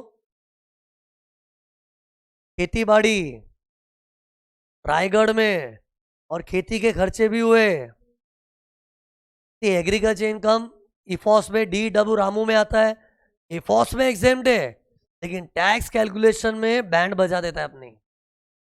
जब कभी भी किसी को एग्रीकल्चर इनकम मिलती है ना, उसका टैक्स कैलकुलेशन थोड़ा यूनिक है, उसको बोलते हैं स्कीम ऑफ पार्शियल इंटीग्रेशन। वो कैसे करना देखते हैं, लेकिन फिलहाल के लिए इफॉस में तो डैश हो जाएगा। इस दिन खर्चे का क्या करना है याद कर, इफॉस मैंने पढ़ाया था, ये देखो इफॉस में डिडक्शन अंडर सीन 57 कैसा था, taxable income deduct the expense, exempt income ignore all expense, winnings ignore all expense, dividend में डिडक्ट ओनली 1 एक्सपेंस। याद है? तो उधर एग्जेम्प्ट इनकम में इग्नोर दी एक्सपेंस था। अब इसका सॉल्यूशन देखते हैं, मजा आएगा। देखो हाँ, पहले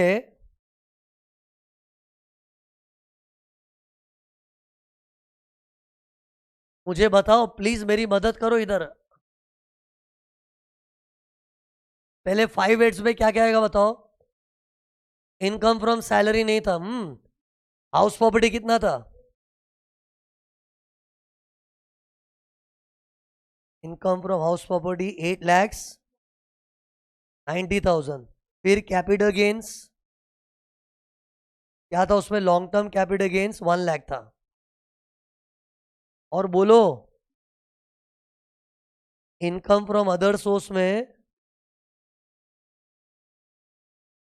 एक था इंटरेस्ट 90,000, और एग्रीकल्चर इनकम डैश करेंगे और ब्रैकेट में लिखेंगे एग्जाम अंडर सेक्शन 10(1).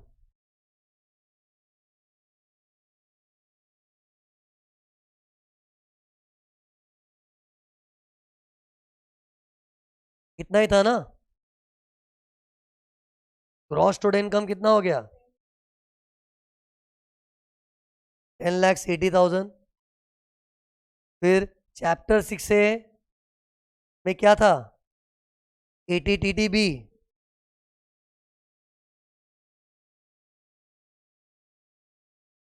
कितना मिलता, 50,000। और कुछ है चैप्टर 6 में? कुछ नहीं है। तो आंसर कितना है? 10,30,000।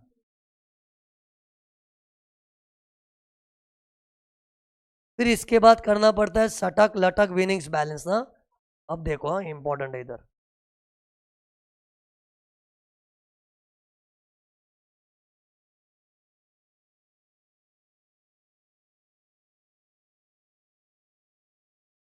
अब इसका बाइफिकेशन बताओ। सटक जी अंडर सेक्शन 111A था सब में?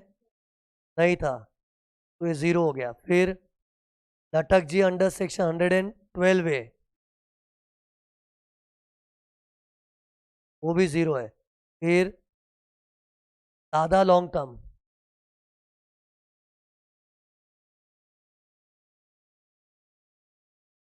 1 लाख था।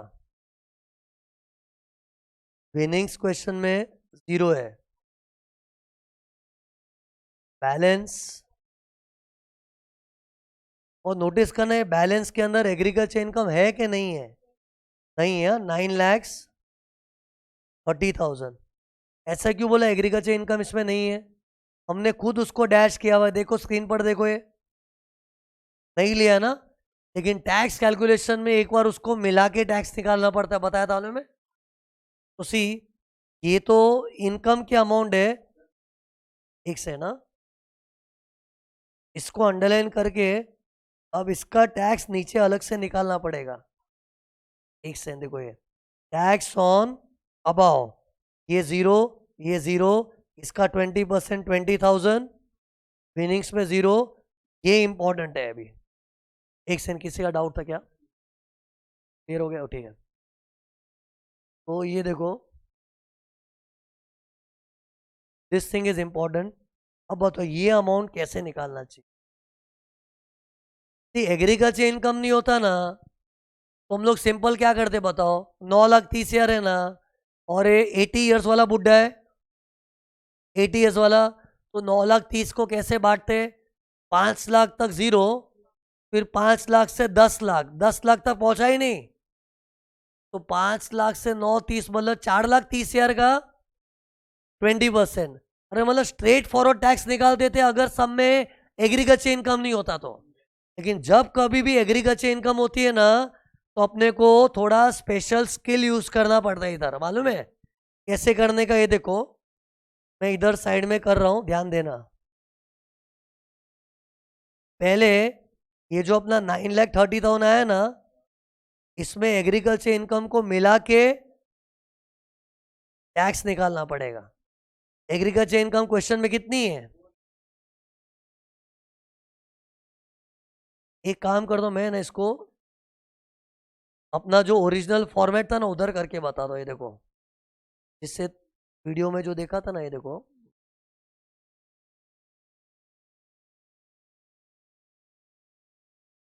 ये देखो,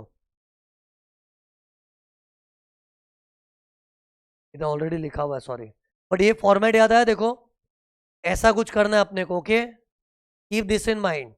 तो एक बार ये पूरा फॉर्मेट में कॉपी कर दे, तो एक से रुको ना जरा।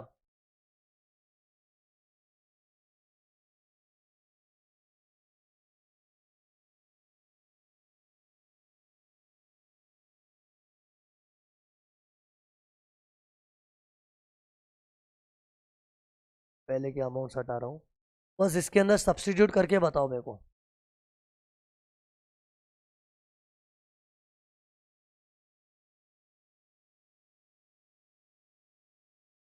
बैलेंस एंट्री है कितना है क्वेश्चन में?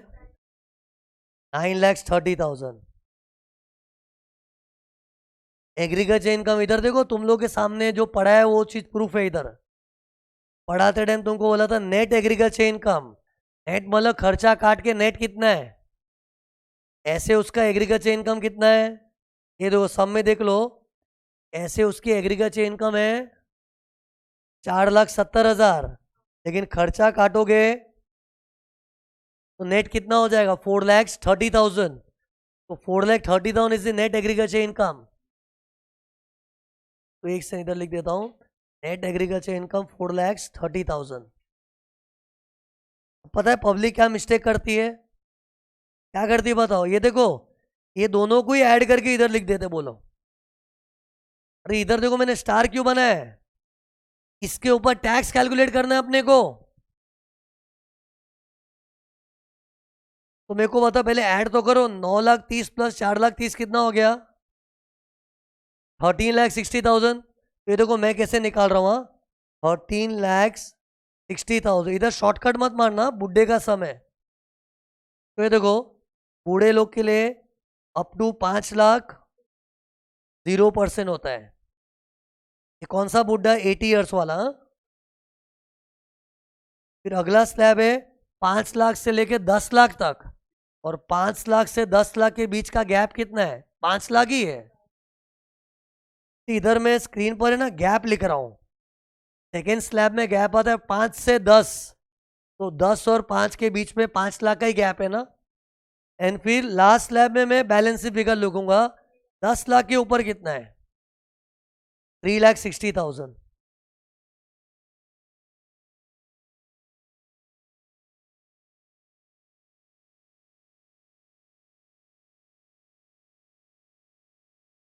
अरे ये देखो मैं कौन सा स्लैब रिड्यूस कर रहा हूं, नहीं मेरे को नहीं भरोसा है किसी का। ये देखो, इधर देखो,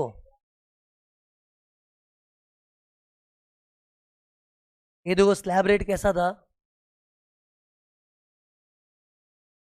यही तो किया है मैंने। अरे 5,00,000 तक 0% है। फिर ये देखो 5 और 10 के बीच में कितना है, 5,00,000 से 10,00,000, मतलब उस बीच का गैप देखना चाहिए। 5,00,000 ही है ना, तो 5,00,000 पे 20%। फिर 10,00,000 के ऊपर वाला अमाउंट, 10,00,000 के ऊपर अपने क्वेश्चन में 13,60,000 है ना, तो 10 के ऊपर कितना है, 3,60,000।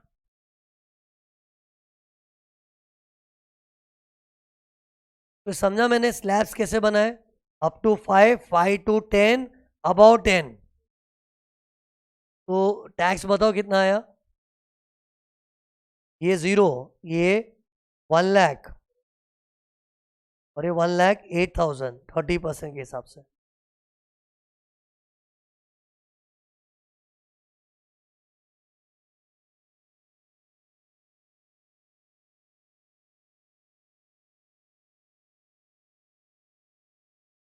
सबका टोटल कितना हो गया, 2,08,000।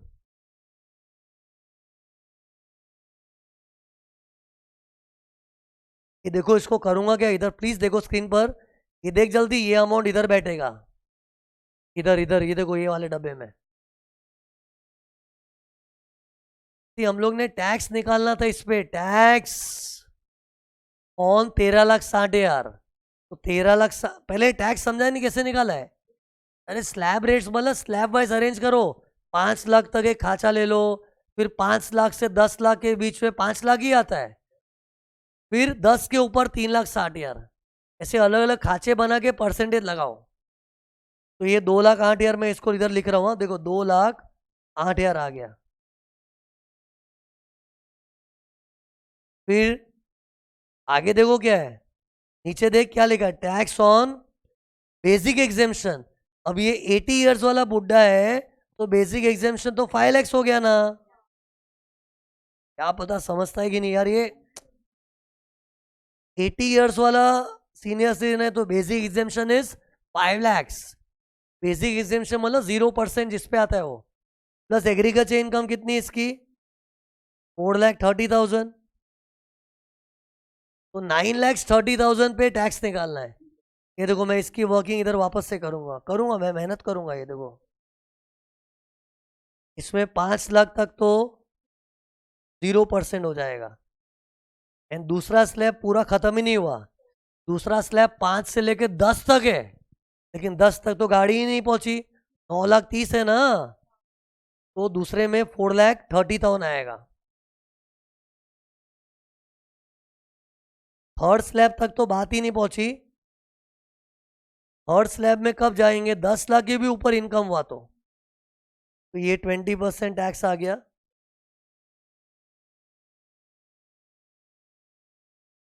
फिर 0, और ये 86,000, और ये 0।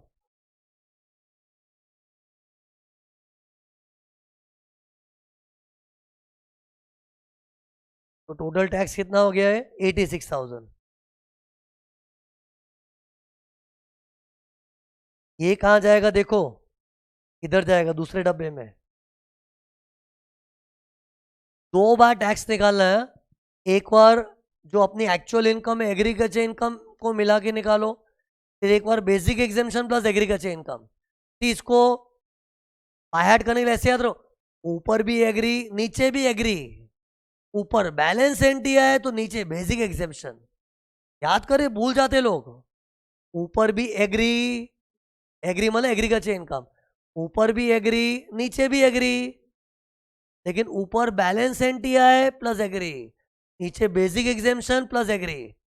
लेकिन वो प्लस करके उस पर वो ये टैक्स निकालना नहीं भूलना चाहिए। मतलब प्लस करके जो आया उसका टैक्स निकालो, नीचे भी प्लस करके जो है उसका टैक्स निकालो।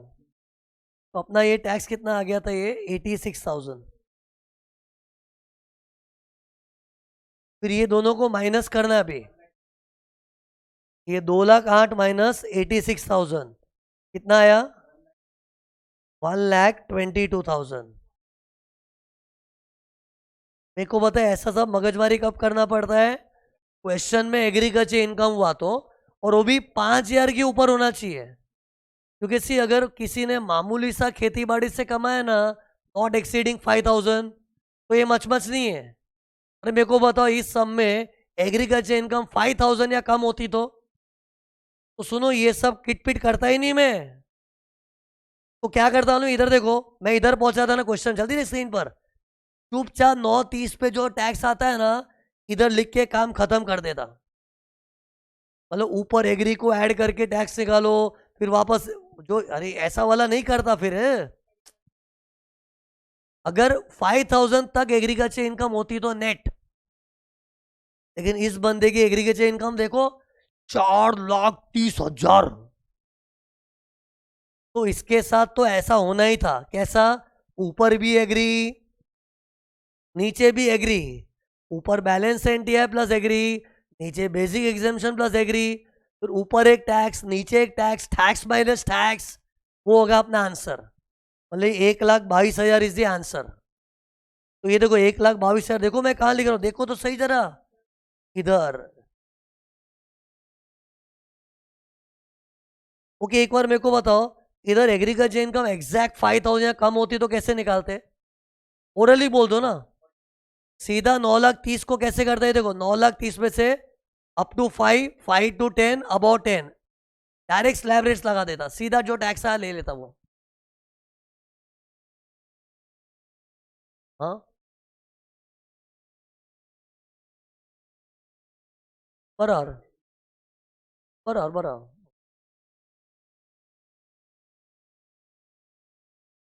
इस स्कीम को इंग्लिश में लॉ क्या बोलता है, scheme of partial integration of agriculture income for tax purpose. ये हो गया। फिर बाद में इसका ग्रैंड टोटल करो, ग्रैंड टोटल सब मिला के कितना है, 1,42,000 आया ना। फिर गरीबों के लिए रिबेट, ये गरीब नहीं है। अमीरों के लिए सरचार्ज, ना ये अमीर है, मिडिल क्लास आदमी है, तो ना रिबेट ना surcharge, directly health and education cess. ये 1,42,000 का ही 4%। तो मुझे सीधा फाइनल आंसर चाहिए बस अभी, 1,00,000 है ना, गलत जगह, 1,47,680। क्वेश्चन 5 हुआ, जल्दी देखो जल्दी। फिर क्वेश्चन नंबर 6, क्वेश्चन 6 में मिस जिया नॉन रेसिडेंट है, टैक्स लायबिलिटी का क्वेश्चन। पहले इनकम फ्रॉम बिजनेस दिया था, देखो फटाफट देखो, ये बिजनेस में चला आएगा 5 हेड्स में। फिर इनकम फ्रॉम हाउस प्रॉपर्टी भी हेड का नाम दिया है, तो जैसा है वैसे ही लिख देंगे।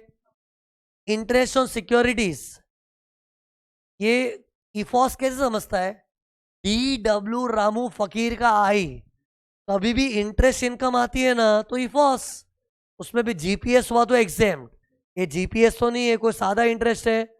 और इनकम कैसे मालूम पड़ा है, इंटरेस्ट ऑन सिक्योरिटीज, तो सिक्योरिटीज पे इंटरेस्ट मिला है अपने को, तो ये इनकम फ्रॉम अदर सोर्स। फिर इसका देखो बताओ ग्रॉस टोटल इनकम कितना आ गया, 2 crores 2 lakhs। चैप्टर 6 से नहीं है तो नेट टैक्सेबल इनकम भी 2 crores 2 lakhs। एक से इधर में लिखता हूं, ये देखो कितना है net taxable income, 2 crores 2 lakhs।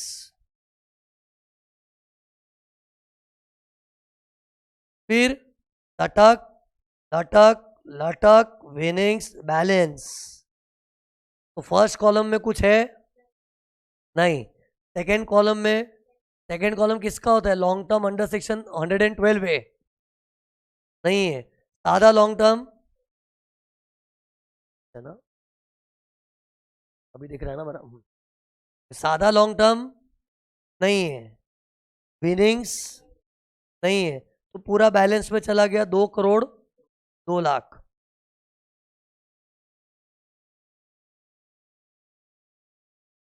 ये सब इनकम्स के अमाउंट को ऐसे अंडरलाइन करके फिर नीचे लिखना चाहिए tax on above, tax on above, tax on above, तो इसका टैक्स 0 ये सबका। तुमने देखा ये सब नहीं है तो भी मैं कॉलम्स बना रहा हूँ, जो हर कॉलम की रिस्पेक्ट करोगे तो सिली मिस्टेक नहीं होगी।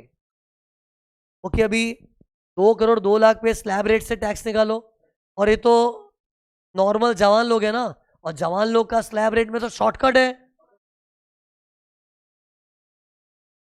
नहीं नहीं, वो 30% वाला स्लैब है ना, जवानों का स्लैब क्या था, अप टू 2.5 5 से 10 और अबाउट 10, तो अबाउट 10 है तो सीधा 30% निकाल के माइनस 187,500 शॉर्टकट है। लॉन्ग कट से आओगे तो ऐसे स्लैब्स बना के मेहनत करनी पड़ती है, और ये शॉर्टकट पता है अपने एमसीक्यू वगैरह में बहुत काम आता है। तो कितना आया 58, ये स्लैब रेट से टैक्स आया, स्लैब रेट्स लिख देता हूँ एज पर स्लैब रेट्स।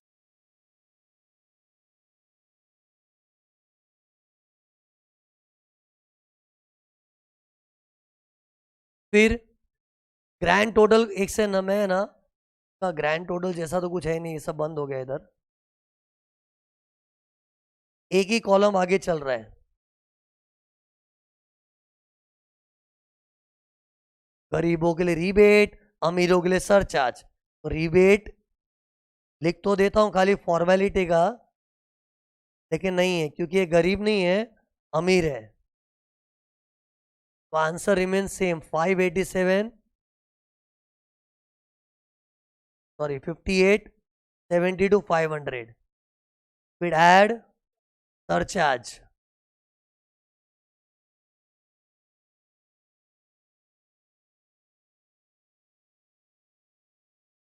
तुम लोग पता है सरचार्ज के लिए अपने कौन से फिगर से जज करते हैं, स्क्रीन पर देखो ये नेट टैक्सेबल इनकम, कैलकुलेट इस पे करना है, किस पे, 58 पे, लेकिन चेक किसको करना है, एनटीआई को,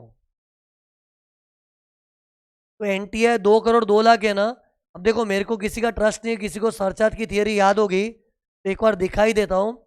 सरचार्ज का थियरी देखो ऐसा था, किधर गया, इधर मिल जाएगा 2 मिनट में, ये रहा। इसकी इनकम कितनी है नेट टैक्स से, 2 crore 2 लाख, मतलब ये देखो इस बीच में, देख जरा महसूस कर, और इस बीच में सरचार्ज कितना आता है, 2 करोड़ के ऊपर है ना, 2 crore 2 लाख है, और 2 करोड़ के ऊपर, लेकिन 5 करोड़ क्रॉस नहीं हुआ है तो 25% सरचार्ज आएगा, एग्रीड। अब देखो 25% कैसे निकालेंगे,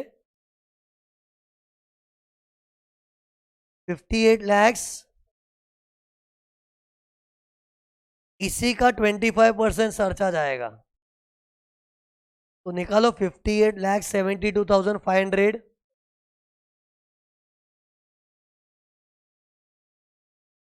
मैंने तो 25% सरचार्ज लिया, लिख देता हूँ कि इनकम 2 करोड़ और 5 करोड़ के बीच में है ना, तो अमाउंट क्या आया,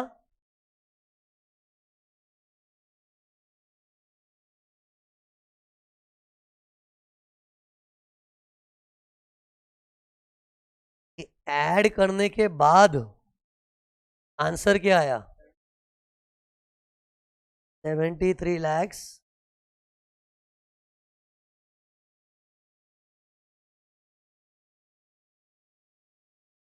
और सुनो, कभी भी अपना आंसर, प्लीज देखो बहुत कीमती सेंटेंस है ये, कभी भी अपना एनटीआई का आंसर कौन सा, वो मार्जिन के करीब होता है ना, तो मार्जिनल रिलीफ कैलकुलेशन करना चाहिए। और मार्जिन के करीब का मतलब क्या मालूम है? ये देखो, सरचार्ज की तुम लोग को मार्जिन पता है क्या है? देख लो, मेरे को तो भरोसा ही नहीं किसी को याद होगा। ये देखो, ये देखो क्या क्या मार्जिन है। देख, पहली मार्जिन ये 50 लाख, दूसरी मार्जिन 1 करोड़, तीसरी मार्जिन 2 करोड़, चौथी मार्जिन 5 करोड़। ये सब मार्जिन से। और कभी भी अपनी इनकम सुनो, मार्जिन के एकदम करीब होती है ना, तो अपनी इनकम तो हल्की फुल्की बढ़ती है, टैक्स बहुत ज्यादा बढ़ जाता है। क्यों मालूम है? क्योंकि मार्जिन के इस पार और उस पार में सरचार्ज का परसेंटेज अलग है। जैसे कि ये देखिए, देखिए ना भाइयों तथा बहनों, ये बंदा 2 करोड़ के एकदम करीब है, तो 2 करोड़ के पहले सरचार्ज कितना था? 15। और 2 करोड़ के बाद सडनली 25। अरे सरचार्ज का परसेंटेज चेंज होता है, तो थोड़ी बहुत इनकम के पीछे भी टैक्स बहुत ज्यादा शूट अप होता है। ऐसा एक्सप्लेनेशन दिया था ना मार्जिन रिलीफ में। और सी वो हिंट कब मिले मालूम है? जैसे इसकी इनकम सुनो ना यार, देखो इधर 2 करोड़ और 5 करोड़ एकदम सेंटर में होती है ना, जैसे 3 करोड़ जितना, तो एकदम बाउंड्री पे नहीं है। इनकम बाउंड्री पे होना मांगता है। बाउंड्री बोले तो ये 2 करोड़ इधर बाउंड्री है, 2 करोड़ के पीछे क्यों हाथ धो के लगाओ? अपना आंसर इस सम में 2 करोड़ 2 लाख है, विच इज 2 करोड़ के काफी करीब। अस्सी ज्यादा टेंशन होवे ना, तो अपना वर्किंग नोट का फॉर्मेट दिया है, करके देख लो, रिलीफ आनी होगी तो आ जाएगी। ये देखो साथ में करते एक बार। हाँ, ये देखो मार्जिनल रिलीफ के लिए, ये देखो मैं ये वाले पेज पे करता हूँ। तुम लोग को एक फॉर्मेट प्लीज रट लो ना मार्जिन रिलीफ का। पहले ना, पहले अपने को इधर एक बेस लिखना पड़ता है, और इधर एक्चुअल इनकम। बेस मतलब क्या मालूम है? जिस मार्जिन के हम लोग एकदम करीब है। जैसे ये आदमी की इनकम कितनी है देख, 2 करोड़ 2 लाख, मतलब इट इज 2 करोड़ के करीब, तो 2 करोड़ बिकम्स माय बेस। तो देखो बेस कॉलम में क्या लिख रहा हूं? 2 करोड़।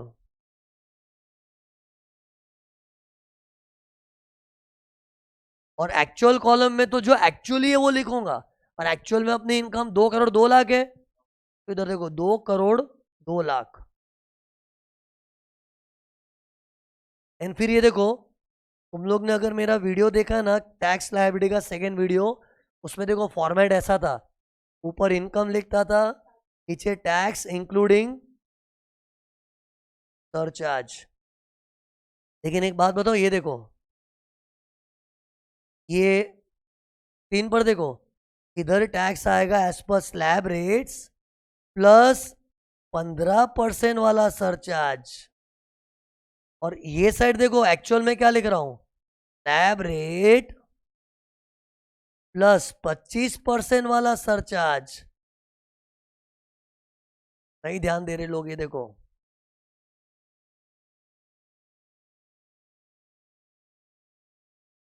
लोगों का ध्यान डाइवर्ट करने के लिए, अट्रैक्ट करने के लिए, मतलब इधर देखो क्या किया मैंने, रेड कर दिया है। और ये 1525 कैसे है बताओ? ये देख, इधर देख, सर्च, इसके लिए क्या रिवाइज करना पड़ता है एक्चुअली। प्रॉब्लम क्या है? पढ़ाई करनी पड़ती है, प्रॉब्लम उधर ही है बस। ये देखो, अपना आंसर 2 करोड़ के करीब है ना, तो 2 करोड़ के इस तरफ क्या है, उस तरफ क्या है, इस तरफ उस तरफ। ये देखो 2 करोड़ की इस तरफ 15 है, मतलब डॉट 2 करोड़ पे भी 15% सर्जा आता है। ग्रेटर हुआ तो 25 है, तो इधर हम लोग वही तो कर रहे हैं, 15 25 यहीं से तो निकाला। तो लुक हियर, तो इधर मैंने डॉट 2 करोड़ तो 15, और 2 करोड़ के ऊपर होती 25 हो गया। अब बताओ स्लैब रेट्स का मैंने शॉर्टकट क्या बताया था? ये 2 करोड़ पे टैक्स निकालना है, तो शॉर्टकट क्या, सीधा 30% निकाल, -187,500 कर। लेकिन उधर भी जो आंसर आता है देख, उसमें 15% ऐड भी कर सरचार्ज का। क्या पता मैथ्स वैट्स आता है कि नहीं तुम लोग को यार। करो कैलसी बेलो, कैलसी बेलो। 2 करोड़ पे इंटू 30% सीधा निकालोगे तो 60 लाख आता है। फिर वो 60 लाख में से फिक्स्ड 187,500 ये मेरा शॉर्टकट है, तो 60 लाख माइनस 187,500 कितना आता है, 58,12,500 ना। ये टैक्स है, लेकिन इस पे 15% सरचार्ज, मतलब इसी का 15% निकाल के जोड़ दो, 8,71,875 ये निकाला। फिर ऐड करने के बाद जो आता है ना 6680,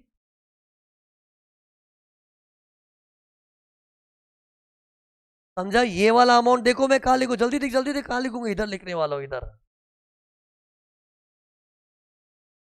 प्लीज बताओ मेरा आंसर मिट गया है, बताओ क्या था, 66 लैक्स।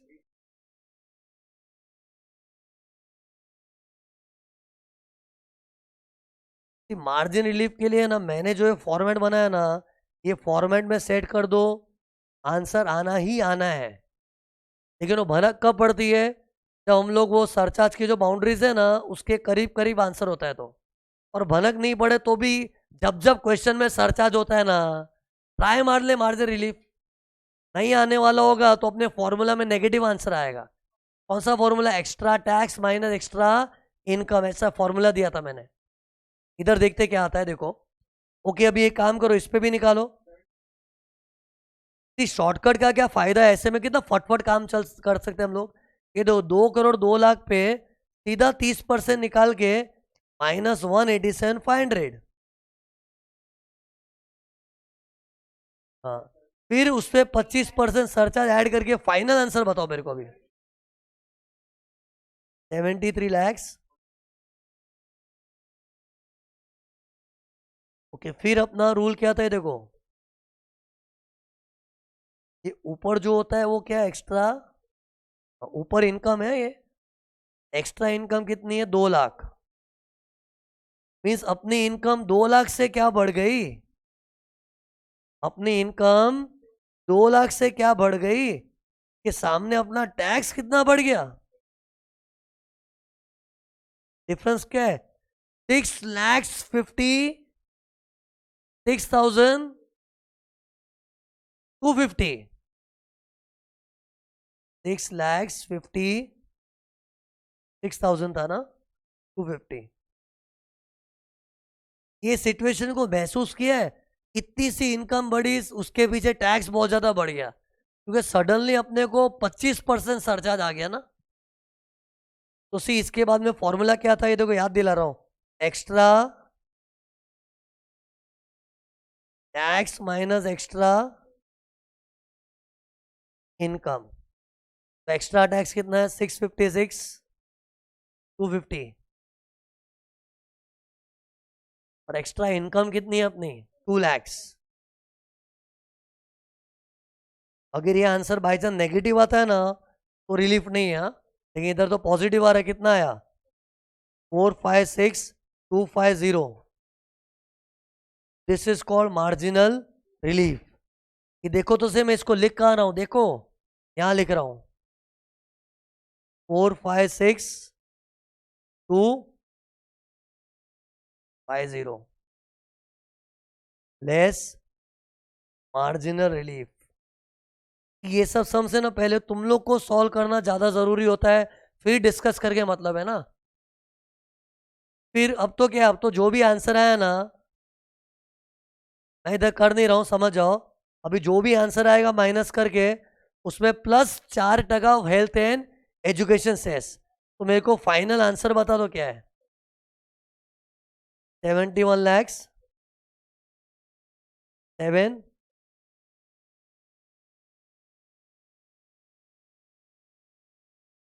इधर लिख देता हूं अपना 70, वापस बोलो क्या था? 71 lakhs।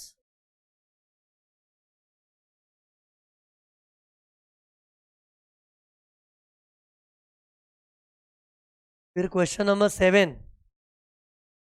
Income from salary 2.5 crore, direct answer दिया है।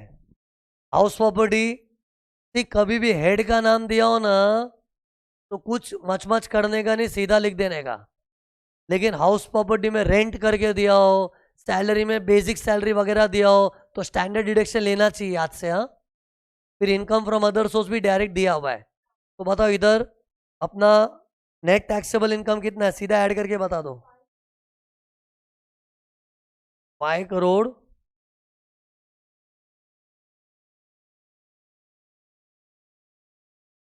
1,30,000, ये नेट टैक्सेबल इनकम है। और इधर भी तुम लोग को भनक पड़ जानी चाहिए थी, ये बंदा भी एकदम मार्जिन के कोने कोने बाजू में ही है ना, लेकिन ये 5 करोड़ की मार्जिन के बाजू में है।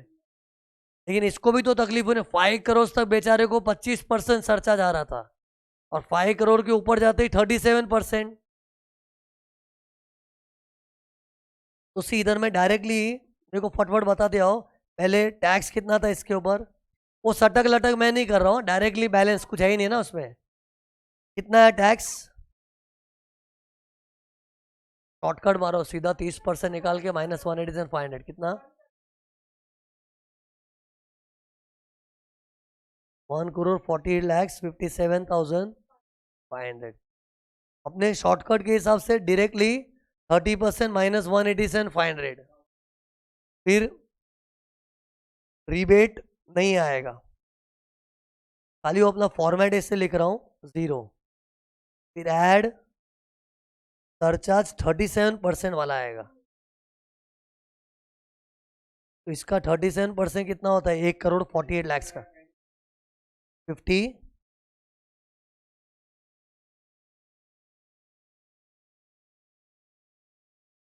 54,97,275।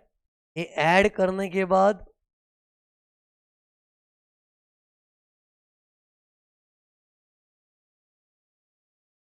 है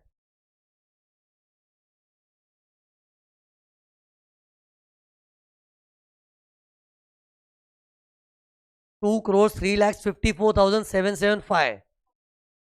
सरचार्ज के ठीक बाद आता है मार्जिनल रिलीफ।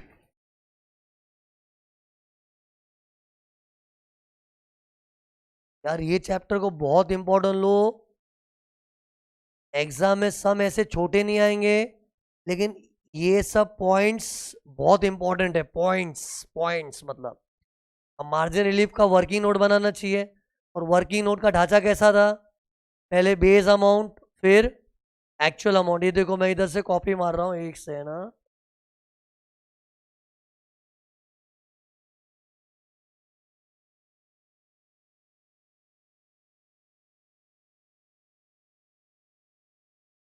जल्दी सेट करके देखो मेरे को अमाउंट। इधर बेस क्या लिखूंगा मैं? 5 करोड़ का बेस लेंगे इधर, क्योंकि 5 करोड़ के करीब पहुंचा है ना बंदा ये। और उसका एक्चुअल इनकम कितना है? 5,01,50,000।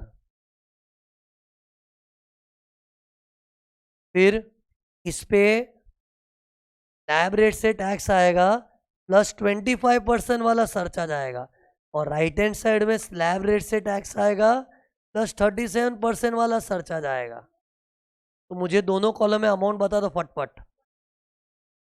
इधर 1 करोड़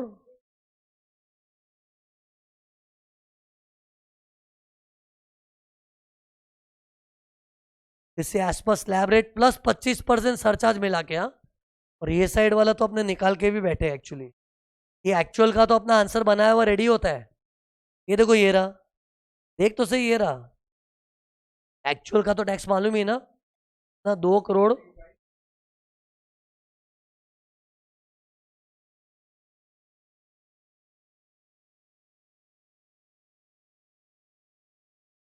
फिर वही extra tax minus extra income. तो इनकम कितनी बढ़ी? 1,00,000 50,000 से इनकम एक्स्ट्रा बढ़ी है, लेकिन टैक्स कितना बढ़ा है? कुछ ज्यादा ही बढ़ा है टैक्स।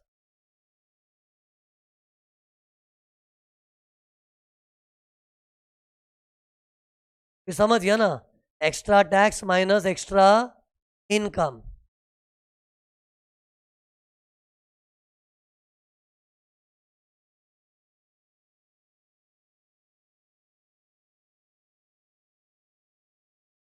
एक्स्ट्रा टैक्स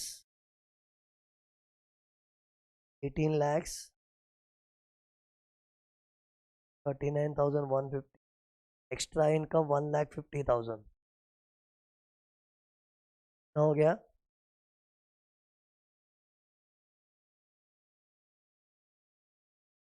ये हो गया मार्जिनल रिलीफ। एक सेकेंड,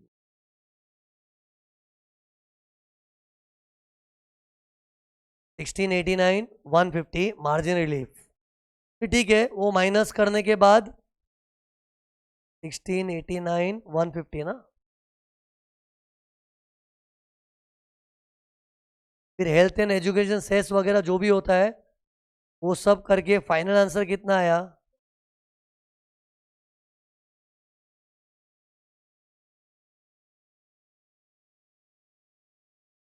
ये भी आंसर इधर लिख देता हूं, ये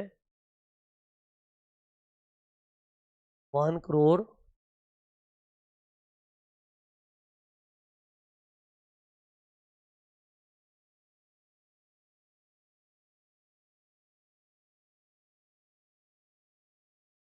लास्ट सम जल्दी देखो, फटाओ जल्दी, लास्ट क्वेश्चन।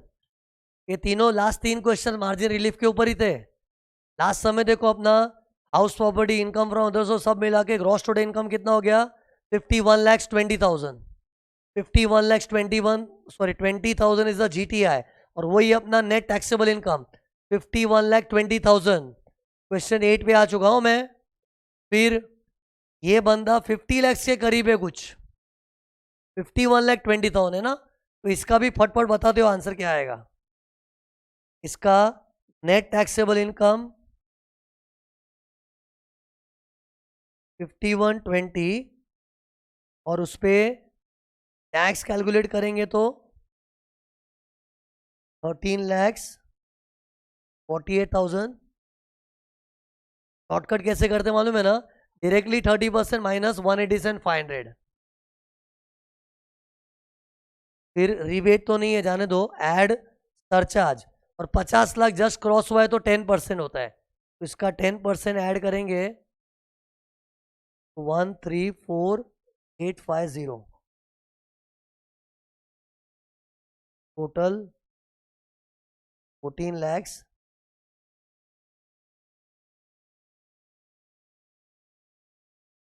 फिर इसके बाद लेस मार्जिनल रिलीफ, और इसकी वर्किंग में बताओ कैसे किया है? ओरली बता दो। इधर बेस कॉलम में क्या आएगा? इधर बेस कॉलम में एक सेकंड,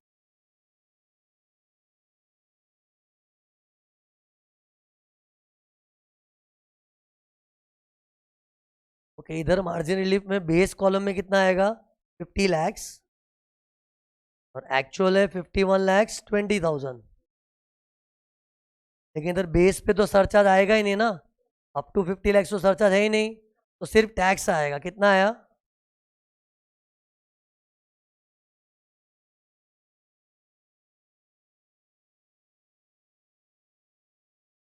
इससे सिर्फ टैक्स आएगा, सरचार्ज नहीं आएगा।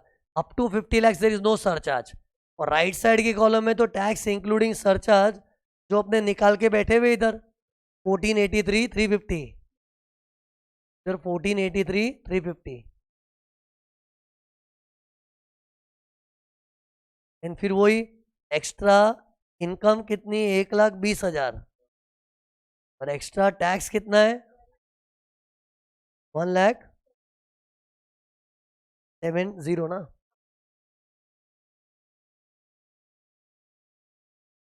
फिर वही extra tax minus extra income कितना आया? 50,850। Extra tax minus extra income 50,850, is your margin relief 50,850। ठीक है, जो भी surcharge sorry health and education cess वगैरह ऐड करके एकदम फाइनल आंसर मेरे को बताओ इधर क्या आया।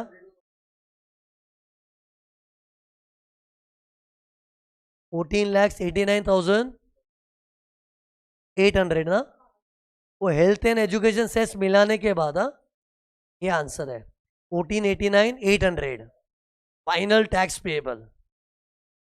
उसी इसमें सब पॉइंट्स कवर हो गए, मार्जिन रिलीफ कवर हो गया, अनएग्जॉस्टेड बेसिक एग्जेम्पशन वाला भी, इवन वो वाला पॉइंट चैप्टर 6 से 4 इनकम्स को नहीं मिलता है। पता है अपना हाउस प्रॉपर्टी 30,000 था तो हैंडीकैप का 30,000 तक ही डिडक्शन लिया ATU, वो वाला पॉइंट भी कवर हुआ। सब पॉइंट्स कवर हो गए, इसमें बहुत ज्यादा इंपॉर्टेंट टॉपिक है, सीनियर सिटीजन वाले पॉइंट सब चीज कवर हुई है। तो फाइनली अपना टैक्स लायबिलिटी का चैप्टर खत्म।